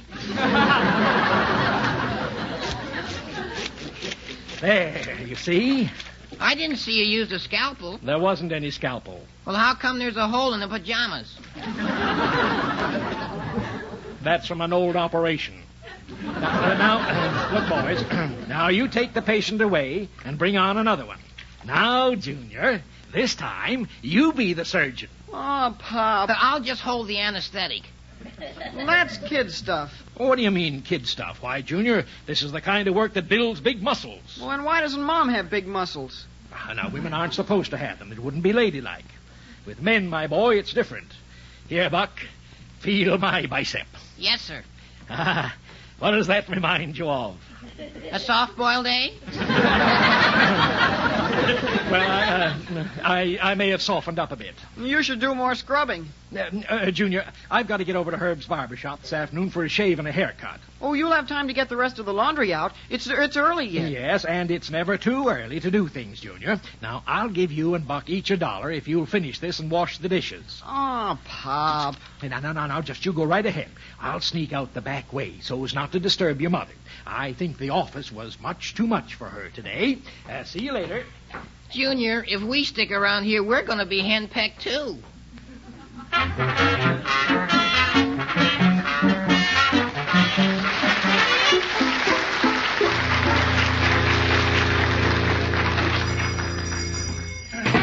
howdy, Rudy, howdy. Oh, hello, Herb, hello. Yeah, come on in, Rudy Nabby. Oh. Come on in. Nope, ain't no use, though. You already done that. Oh, yeah. Oh, Herb, what a day. I want a shave and a haircut, Herb. And have you got anything good for red hands? Yeah, red hands, yes, red hands. Yeah, got just the thing, Rudy. No good for chapped hands, though. Use it for itchy feet. Your feet itchy, Rudy? Why, certainly not. But, Herb, just look at my hands. Did you ever see anything so red? Yeah, my uncle's nose. Yeah, finally had to wear dark glasses. Yeah, dark glasses on account of the glare. Done better with a lampshade on his nose, though. Tell me, what makes your hands so red? I've had them in soapy water. Herb, let me give you some good advice. Just in case you ever get married, you're going to find that... Oh, yeah, fine institution. Fine institution, marriage. Wonderful thing for married people. Yep. Man and wife shouldn't be without it. Of course, it's no good for me, though. I ain't married. Well, in case you ever do get married, Herb, let me tell you... Yes, had a sad experience along that line once. Yeah, might sad. I was 2/3 married. Yeah. Beautiful girl, fine head on her shoulders. Nothing in it, though. What do you mean, 2/3 married? Well, you see, the girl was there, and the preacher was there. I never showed up, though. Why, Herb, what happened? Oh, alarm clock didn't go off. Don't know why it should have, though. Didn't set it. Might have, though, if I owned one. Well, there's no use my giving you advice. No. Don't mind taking advice, Rudy. Fine thing, advice. Just leave it along with the tip. What'd you come in for, Rudy? Well, I told you I wanted a shave and a haircut, and I'll make it snap. Yeah. Shave and a haircut. Oh, yeah, shave and a haircut. You know, everybody comes in here wants shave and a haircut. Funny thing, must be because it's a barbershop. Well, now hurry up, Herb. I've got to get back home and finish my work and stop sticking my neck out. Yeah, stick it out a little more if you want to, Rudy. Yeah. Hair grows pretty low on your neck. Yeah. You know, I knew a fellow once that stuck his neck out. Always pulled it back in, though. He was a turtle.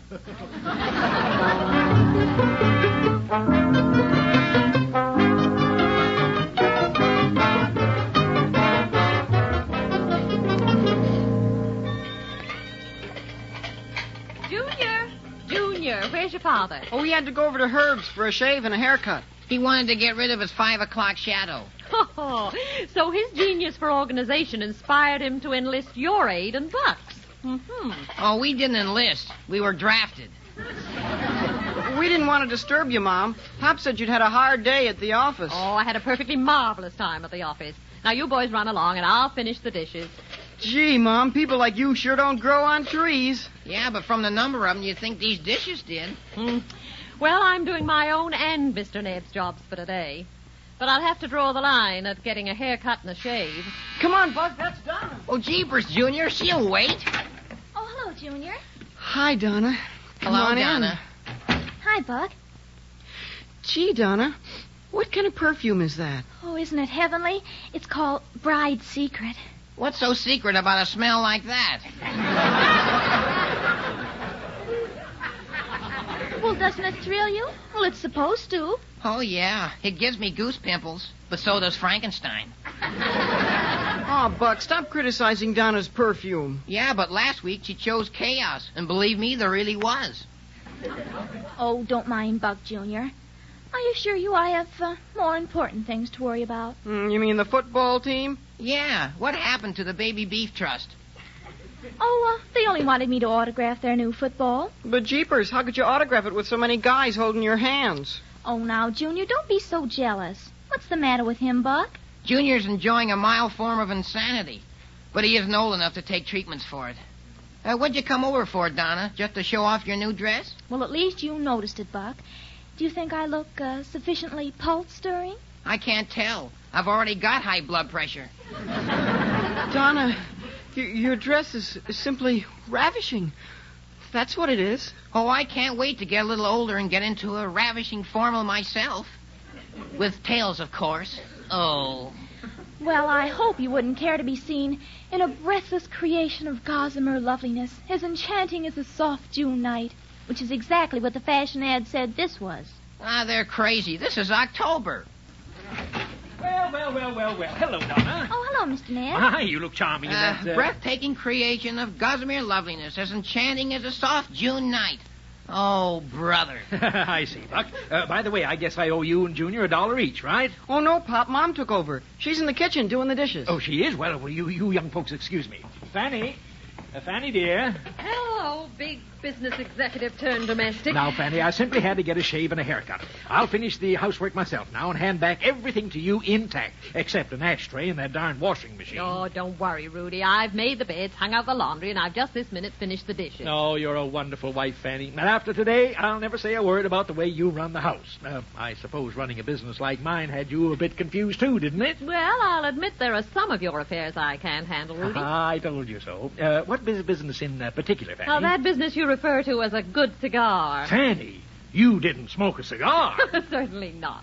But I did all the rest of your chores at the office. Oh, I shouldn't have let you do that. I might have been called into a conference or got some important phone calls. Oh, by the way, you did have a phone call. Huh? However, I took care of it. Good heavens, I'm probably ruined. Who was it? Timmons, the tailor to better groomed men, reminding you that you were going to buy a new suit. Oh, what did you do? I bought one for myself. Oh, now, Fanny.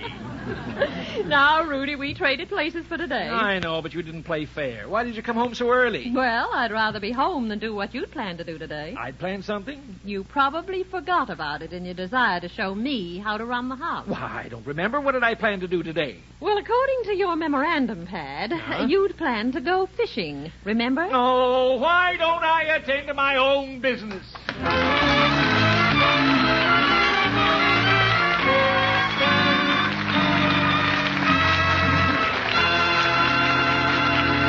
We'll return to the Nebs in just a minute.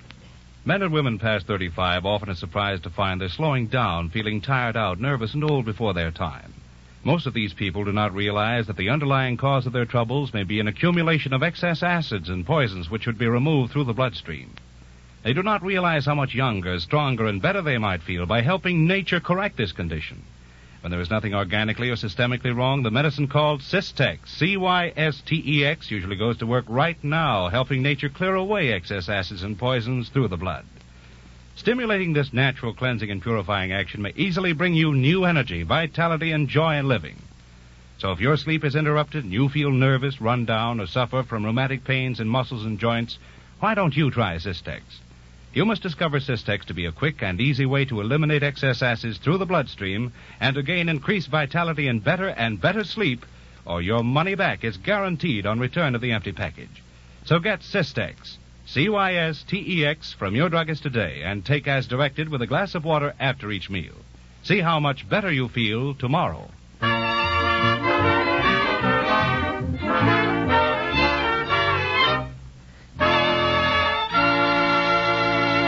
And now, one last minute with the Nebs. Well, Fanny, I've learned a lesson today. A man has no business trying to tell a good wife how to run the house. You're right, Rudy.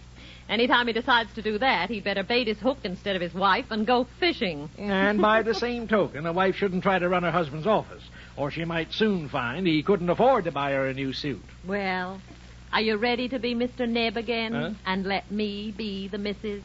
Fanny, now, I'm going to keep up my end of the bargain. Until this day is done, I'll perform the rest of your duties, my dear. That is what's left of them. Oh, Rudy. You're sure a glutton for punishment. Well, what do you mean by that? Well, it's about time for you to start getting dinner. Oh, wait a minute, Mr. Nebb. What? This is Saturday, isn't it? Why, yes. Fanny, get your purse. You're taking Junior and me out to dinner.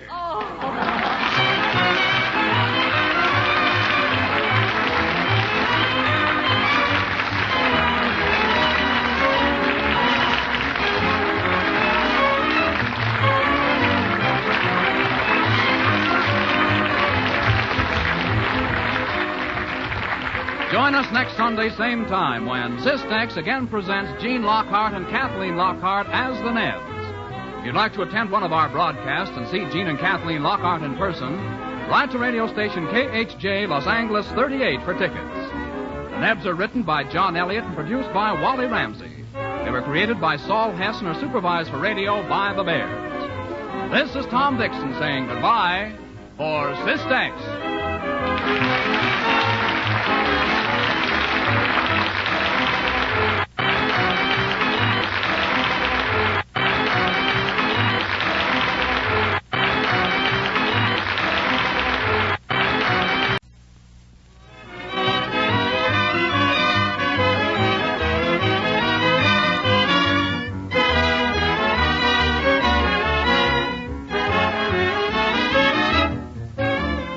Cystex presents The Nebs, starring Gene Lockhart and Kathleen Lockhart as Rudy and Fanny Nebbs.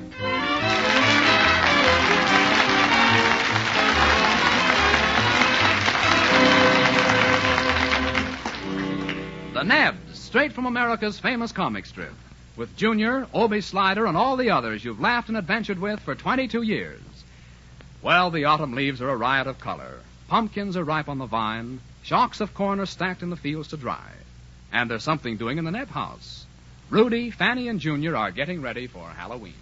Oh, so round, so firm, so fully packed, so... Oh, Rudy, take your head out of that pumpkin. Do you want to scare Junior? Pop doesn't scare me, Mom. He looks better that way. Junior. There's nothing like a nice, big, round, yellow pumpkin, eh, Junior? Well, I like them better when they're flat and brown and have a crust around them. Well, there are plenty of pumpkin pies for our party tonight. I made 6. 6? Why, when I was out in the kitchen, I only counted 5. Well, that's funny. When Pop came out of the kitchen, I only counted 4. That reminds me. Junior, will you go out in the kitchen and get me, Just a minute. You two leave those pies alone. I don't want any pie. I want some bicarb of soda. A little exercise might help. Now, will you boys please give me some help with these Halloween decorations? And Rudy, stop walking under that ladder. Jeepers, Pop, don't you know walking under ladders is bad luck? I have better luck walking under them than up them. Every time I climb a ladder, I see spots before my eyes. What's the matter, Pop? Dizzy spells? No, Junior, dirty walls. And your father's going to have to clean them. You see what I mean, Junior? I wonder what everybody's bringing to the party tonight. Why should they bring anything? What did Pop do? Get him into thinking this was Christmas? Oh, I suppose it's a habit left over from the war, Junior. I planned a buffet, and everybody insisted on bringing a dish of some kind. And I'll bet your cousin Ambi Potts will bring a bag of stale peanuts. Gee, Pop, you talk like Cousin Ambi's as stingy as old Scrooge. My boy, your cousin Ambi Potts gave Scrooge lessons. Oh, now, Rudy, don't be too hard on Ambi. Yeah, I remember last Halloween when he came over, he brought an apple. That's right. Ambi was feeling kind-hearted last year. He wanted to give the worm a ride. Now you boys break it up. Junior, I want you to run over to the store for me. Here's a list of the things I want. Okay, Mom, but I gotta hurry. I got a date with Donna. Rudy, look, isn't that Ambi wobbling up the walk? Oh, must be. Too tall for a duck. Come in. Hello, Fanny. Hello, Rudy. Hell, Ambi, it's awfully nice to see you. Yes, it's also nice when we don't. Same to you, Rudy. What's all the decorating for? We're having a party, Ambi. Didn't you know it's Halloween? He probably thinks Halloween is the time you take a calf away from its mother. Pipe down, Rudy. Halloween's for kids. All they do is run around ringing doorbells. No, Ambi. Blackmailing people by yelling tricks or treats, pushing over Ambi. Fences. Ambi, you talk like you're soured on the world. Sour is right. Ambi's the only lemon I ever saw that didn't grow on a tree. And you're the only monkey I ever saw who couldn't hang by his tail from one. Touche. Huh? What's touche? Well, it isn't a hand lotion. Everybody's coming over tonight, Ambi. Obie Slider and her. That's so?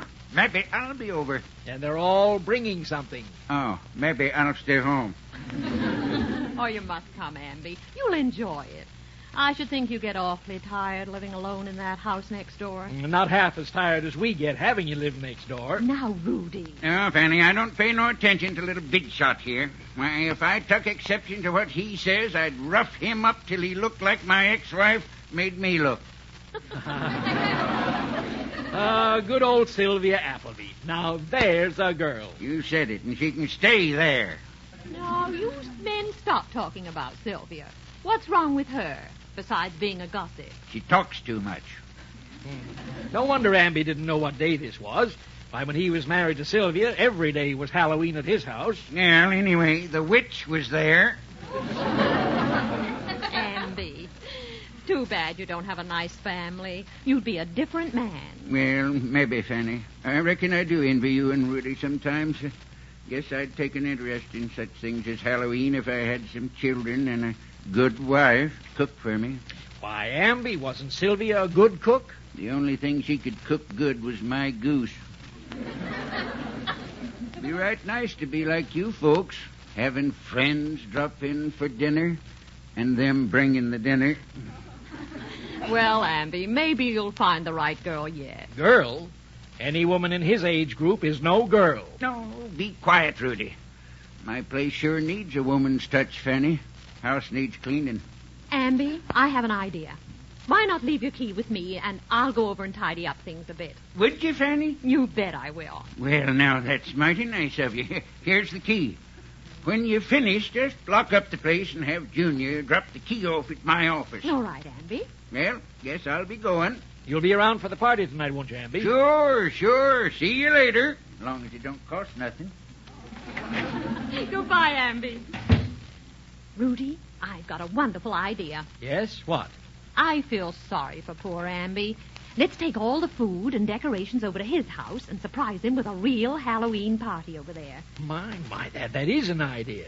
It even gives me an idea. Yes, what? I'll take a jack-o'-lantern, fill it full of water, put it up over his door, and when he comes in, it'll spill all over him. Oh, Rudy, Neb, you'll do no such thing. Boy, I can see the headlines in tomorrow's paper. Ambi Potts gets Duncan in pumpkin. Rudy. Ambi Potts washed by a squash.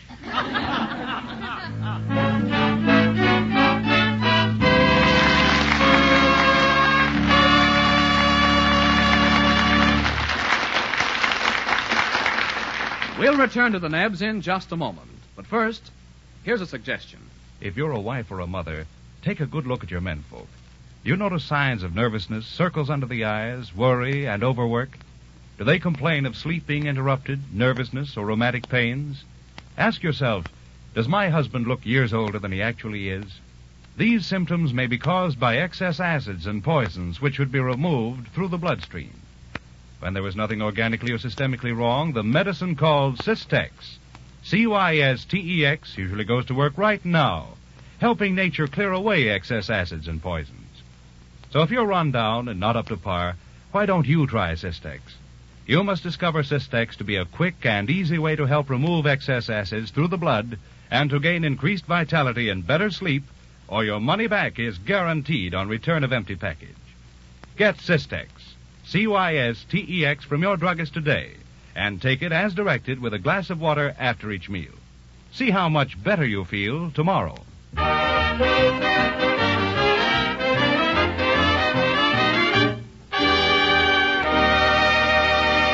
And now, back to the Nebs. Fanny, you could have thought of something a lot easier than holding our Halloween party over at Ambi's house. You just get started over to Ambi's with those decorations. Here, Mom, I got the things you wanted at the store. Oh, thank you, Junior. Junior, give me a hand with these pumpkins. We're moving everything over to Ambi's house. But, Pop, I've got a date. Buck's coming by for me in a minute. Fine. He can help, too. But jeepers, Pop. We got to pick up Donna and drive out in the country for a load of pumpkins. Donna wants them for the Girl Scouts Halloween party. Now, Junior, Girl Scouts are for girls. Oh, yeah? Get hep, Pop. Get hep. I think it's real nice of Junior to help them with their party. After all, this is National Girl Scout Week. And I'm scouting for them all week, too. Come in. Hi, Buck. Hello, Buck. Good morning, everybody. Oh, aren't you a little mixed up, Buck? This is afternoon. Oh, but I haven't had any lunch. Why, Buck, you must be starved. Can I get your sandwich? Oh, thanks, Mrs. Nebb. I'd like to have just some plain rye bread. Is that all, Buck? Well, if you insist, I'll have a little something between it. How about a sandwich with rye bread, cheese, and mayonnaise? No mayonnaise, thank you. Instead, I'll have mustard, pickle, sliced tomato, lettuce, and cheese melted on a hamburger.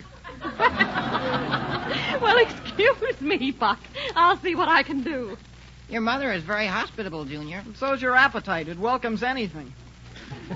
Well, Buck, I like to see growing boys eat. Oh, it isn't that I'm so hungry, Mr. Nebb.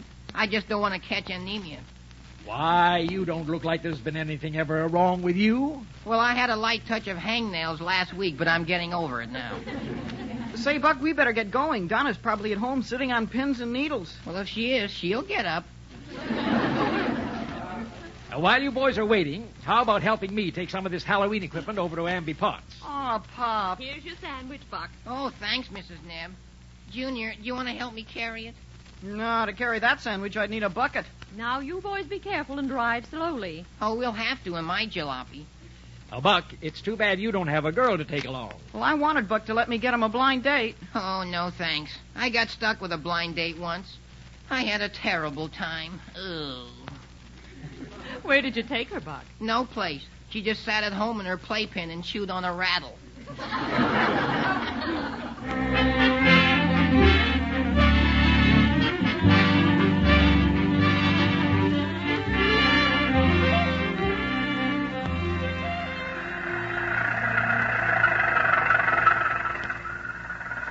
Well, Donna, I hope we got enough pumpkins for your Girl Scout party. Oh, these will be swell, Buck. Practically a whole jalopy full. Jeepers, there's hardly any room to sit in here. Say, I got an idea, Donna. What is it, Junior? Well, instead of me holding so many pumpkins, how about you holding the pumpkins and let me hold you? Why, Junior Neb, I'll do no such thing. Well, who do you think you are? Van Johnson? If you was, Donna, you'd be holding him. Hey, gang, look. It's beginning to rain. I thought I felt some mist on my face. Oh, it isn't raining. It's just the radiator steaming up. Oh, Buck, radiators don't have cloud bursts. It's rain. Well, if you don't believe it's the radiator, look at Donna's face. It's beginning to rust. You should talk, Buck. You look like you've been hit in the face by a big, juicy freckle. Well, once we get up this grade, we'll soon be home and we can get cleaned up. Golly, we aren't out of sight of the pumpkin field yet. It's just back down the hill.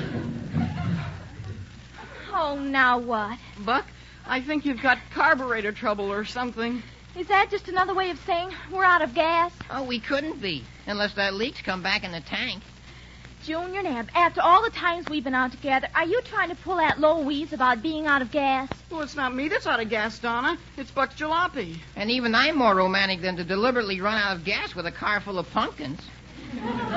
Well, Buck, it's awfully silly not to check everything before you start out on a trip like this. Well, I did check everything. I stopped that gas leak only yesterday. After this, I'll believe the radio. This wartime chewing gum is inferior.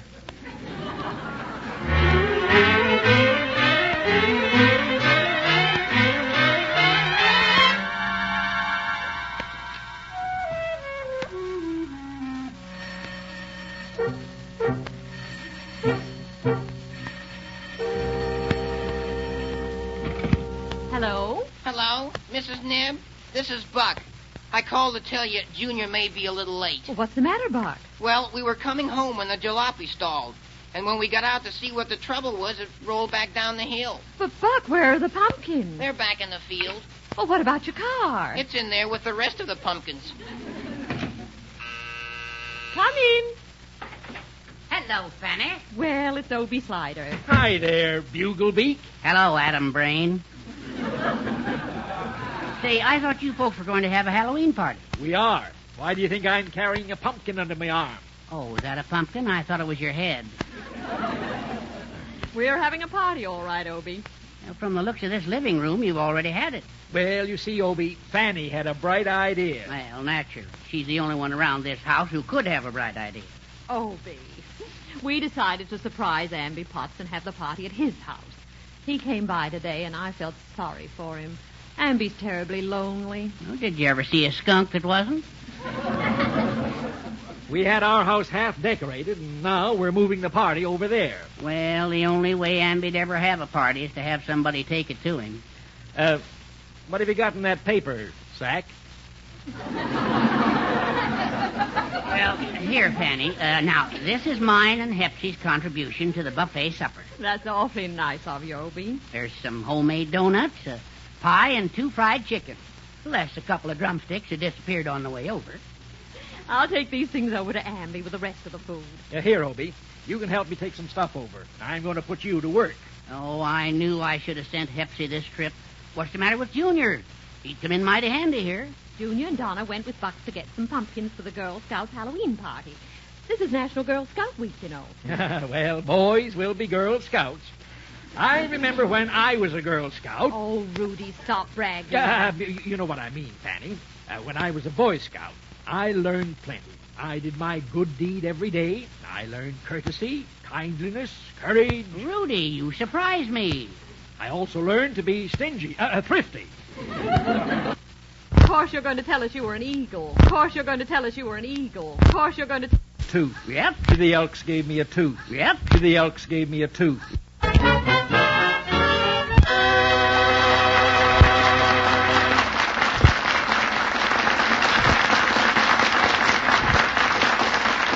Nebs will take their party to Ambi's house in just a moment. But first... Ask your doctor, and he's likely to tell you that a high percentage of people don't drink enough water. So here's a health tip. Drink a glass of cool, pure water after every meal. At the same time, take 2 tasteless, sugar-coated little tablets of Cystex.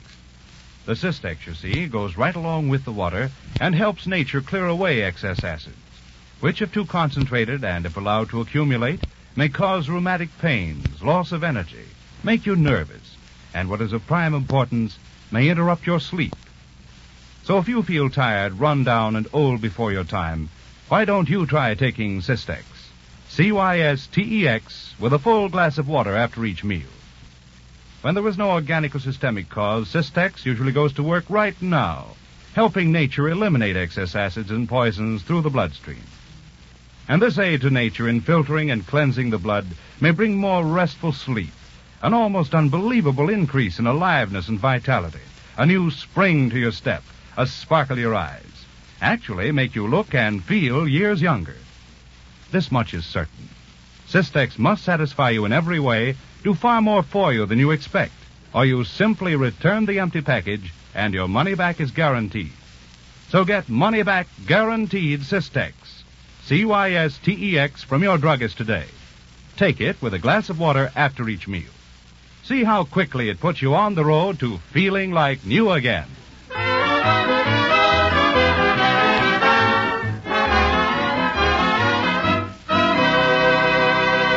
And now back to the Nebs with Gene Lockhart and Kathleen Lockhart as Rudy and Fanny Nebb. Fanny, I always said I'd do anything for you, but when I said it, I didn't know it'd include coming over here to Ambi's house and decorating it for Halloween. Oh, now you and Obie just go ahead and fix up the place. Fanny, how'd you ever persuade Ambi to let you have the keys to his house without telling him about the party? Well, he said the place was in a mess, so I offered to clean house for him. Well, it'd have been much easier just to hire a couple of street cleaners. I'm going home now and bring back some dishes and things. Now, you boys go ahead with the decorating. All right, Fanny. Obie, isn't it strange how a man living by himself will let things go? Just look at this dump. Well, you know, poor Ambi never was used to much in the first place. He used to tell me about his life as a boy. His folks lived in a shack upstairs over the pig pen. That must have been very unsanitary. Oh, I don't know. Ambi said they didn't lose a pig in 10 years. Well, come on. Let's get things fixed. Fanny will be back in a minute. Wait a minute, Rudy. Did you see this stack of mail that old Ambi left here on the table? Letters to him? Why, yes. Well, what do you know? Ambi belongs to a Lonely Hearts Club. Well. Oh, let me see. Well, it doesn't sound like he'll be lonely very long, Obie.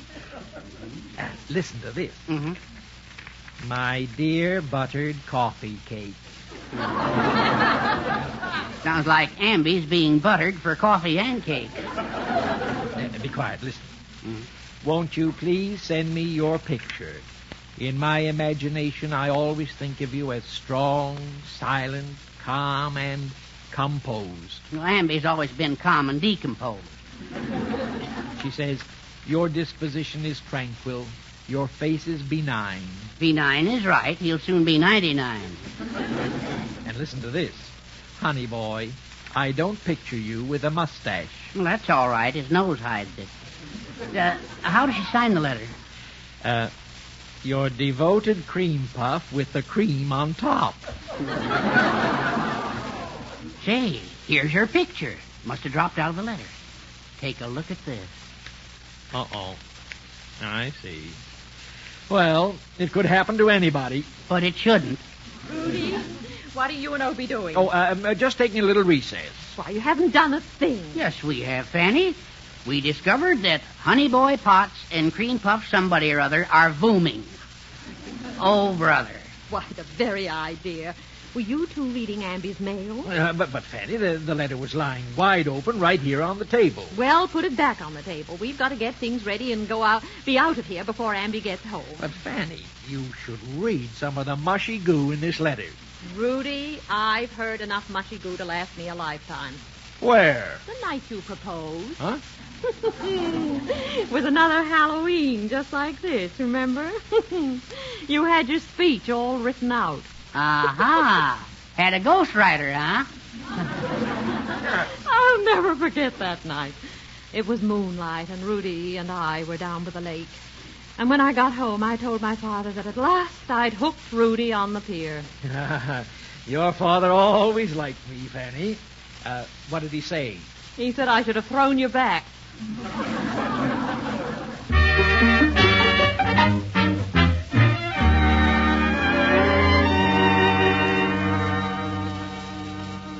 Well, at last, everything's done. Ambi'll certainly be in for a surprise when he gets home. I locked up that moth-infested shack of his. Here's the key. Junior, I promised Ambi I'd send him the key. Will you run down to the bank and give it to him? Oh, sure, Mom. Right away. Come in.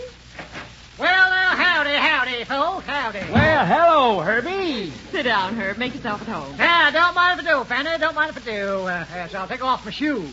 Nope, better not. My socks are in the wash. Well, Herb, all set for the party tonight? Party? What party? Oh, party.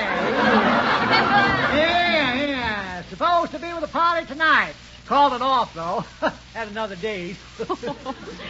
Rudy means our Halloween party, Herb. Oh, Halloween party. Oh, sure. You get the victuals I sent you over? Yes, it was a very nice box lunch. Yes, I thought so myself. Picked it up at the Barbershop. Don't know who left it. Think it was a war worker. He won't eat it, though. The war's over. Well, Herb, we're going to have a lot of fun tonight. Playing games, bobbing for apples. Yeah, that's so. Well, I ain't never bobbed no apples. Been years since I bobbed anything but hair. Would work on an apple, though. Oh, that's a different bob, Herb. Different one, all right. Ain't the one I know. Nice feller, Bob. Nice feller, Bob. That's Bob Feller picture says, leaving the Yankees, you know.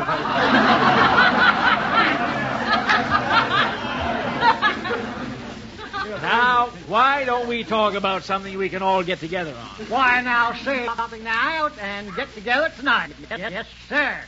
Been talking about something all day in the barbershop, though. My upper blizzard's flowing down over here. Yeah.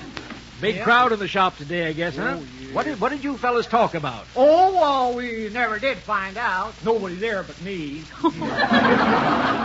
Well, Herb, when there's nobody around to talk to, you can always talk to yourself. Talking to himself might make people start asking questions, especially in Herb's case. Yeah, already done that. Always ask myself a lot of silly questions. Funny thing, always get silly answers.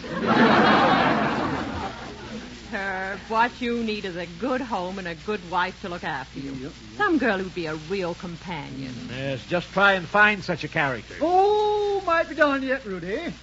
Thought I had just such a girl once. Yep. Bumped into her down at the department store.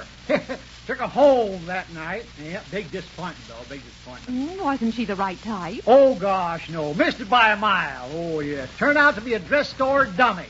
She in worse shape, you know. Yeah. You never want anything to beat it. By the way, Herb, I found out Ambi Potts is corresponding with a prospective bride. Prospective bride, you say? Never thought he'd take them prospecting.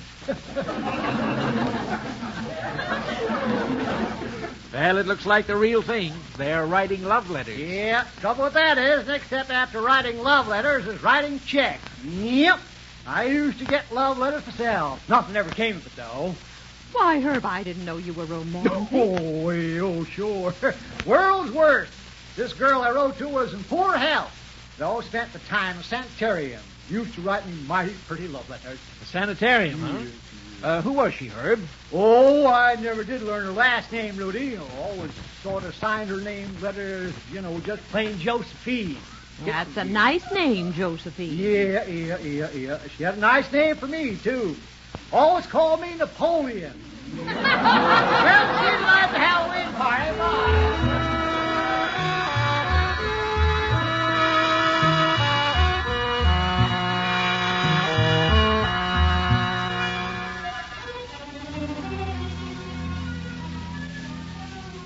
Now, quiet, everybody. Let's sneak up to Ambi's door and burst in. I'll bet the old coot's getting a kick out of this Halloween. Oh, his lights are on. I lighted the candles in those jack-o'-lanterns before I locked up the place this afternoon. Oh. Well, mental lapse. Open the door, easy like. Okay. Why, it's locked. Guess he's afraid somebody will come up and yell, trick or treat. He calls that blackmail. Ambi's probably back in the kitchen sampling our buffet supper. Shouldn't do that, though. It ain't sometime we all get that. You don't suppose he's mad because we decorated his house for the party, do you? I'll get his attention. Ambi Potts, open up this door. He can't hoard our food like this. We brought enough grub over here to last him all winter. Well, maybe that's why he won't let us in. He's going to hibernate. Hey, Pop. Yes, Junior? Well, I gave Cousin Ambi the key, and he said he'd be here later. Here's a note of thanks for cleaning up his house. Oh? What does Ambi say, Rudy? He says, Dear Fanny and Rudy, Happy Halloween. Keep an eye on my place until I get there. I'll be out of town for the weekend. I'm looking for a cream puff with the cream on top.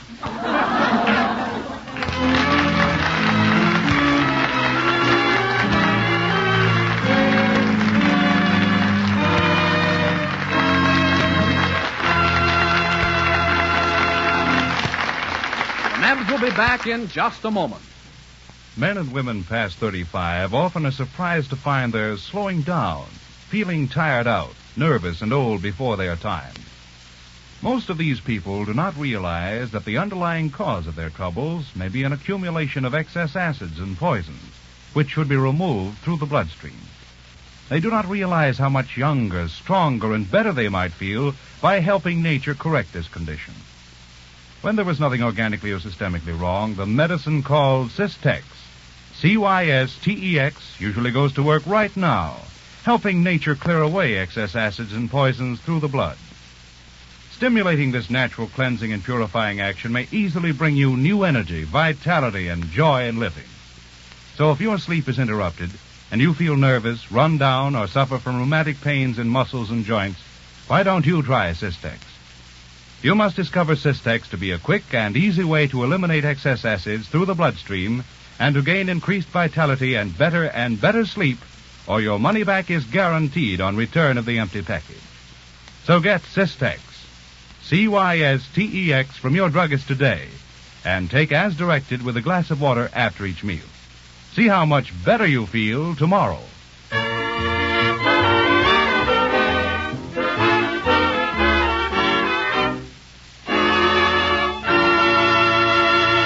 Now for a last brief moment with the Nebs.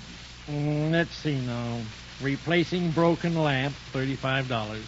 Repairing scorched woodwork caused by candle igniting jack-o'-lantern, $20. Breaking window, making illegal entry to raid kitchen, bail, $500. Rudy, what are you figuring on? Oh, this bill I got from Ambi Potts. It would hardly be honest to charge it against my income tax as Halloween entertainment would have, Fanny. Well, you don't call our Halloween party entertainment, do you? Oh, what a fizzle. Well, Fanny, we've got to hand it to the Girl Scouts of America. When Potts locked us out of our own party, those kids took us right in. I had a grand time at their party. The Girl Scouts always come to the rescue in any good cause. Yes. This would be a better country, Fanny, if we grown-ups took as much interest in the Girl Scouts as they took in us. But, Rudy, you shouldn't have tried to give those girls jitterbug lessons. What? Why, they appreciated it, didn't they? They gave me first aid when I jitterbugged my joints all out of place. Join us next Sunday, same time, when Cystex again presents Gene Lockhart and Kathleen Lockhart as the Nebs. The show was written by John Elliott and produced by Wally Ramsey. The Nebs are created by Saul Hess and are supervised for radio by the Bear. This is Tom Dixon saying goodbye for Cystex. This is the Mutual Broadcasting System. Read the Nebs every day in the Los Angeles Examiner. This is KHJ, the Don Lee Station, Los Angeles. Lee Station, Los Angeles. Lee Station, Los Angeles. Lee Station, Los Angeles.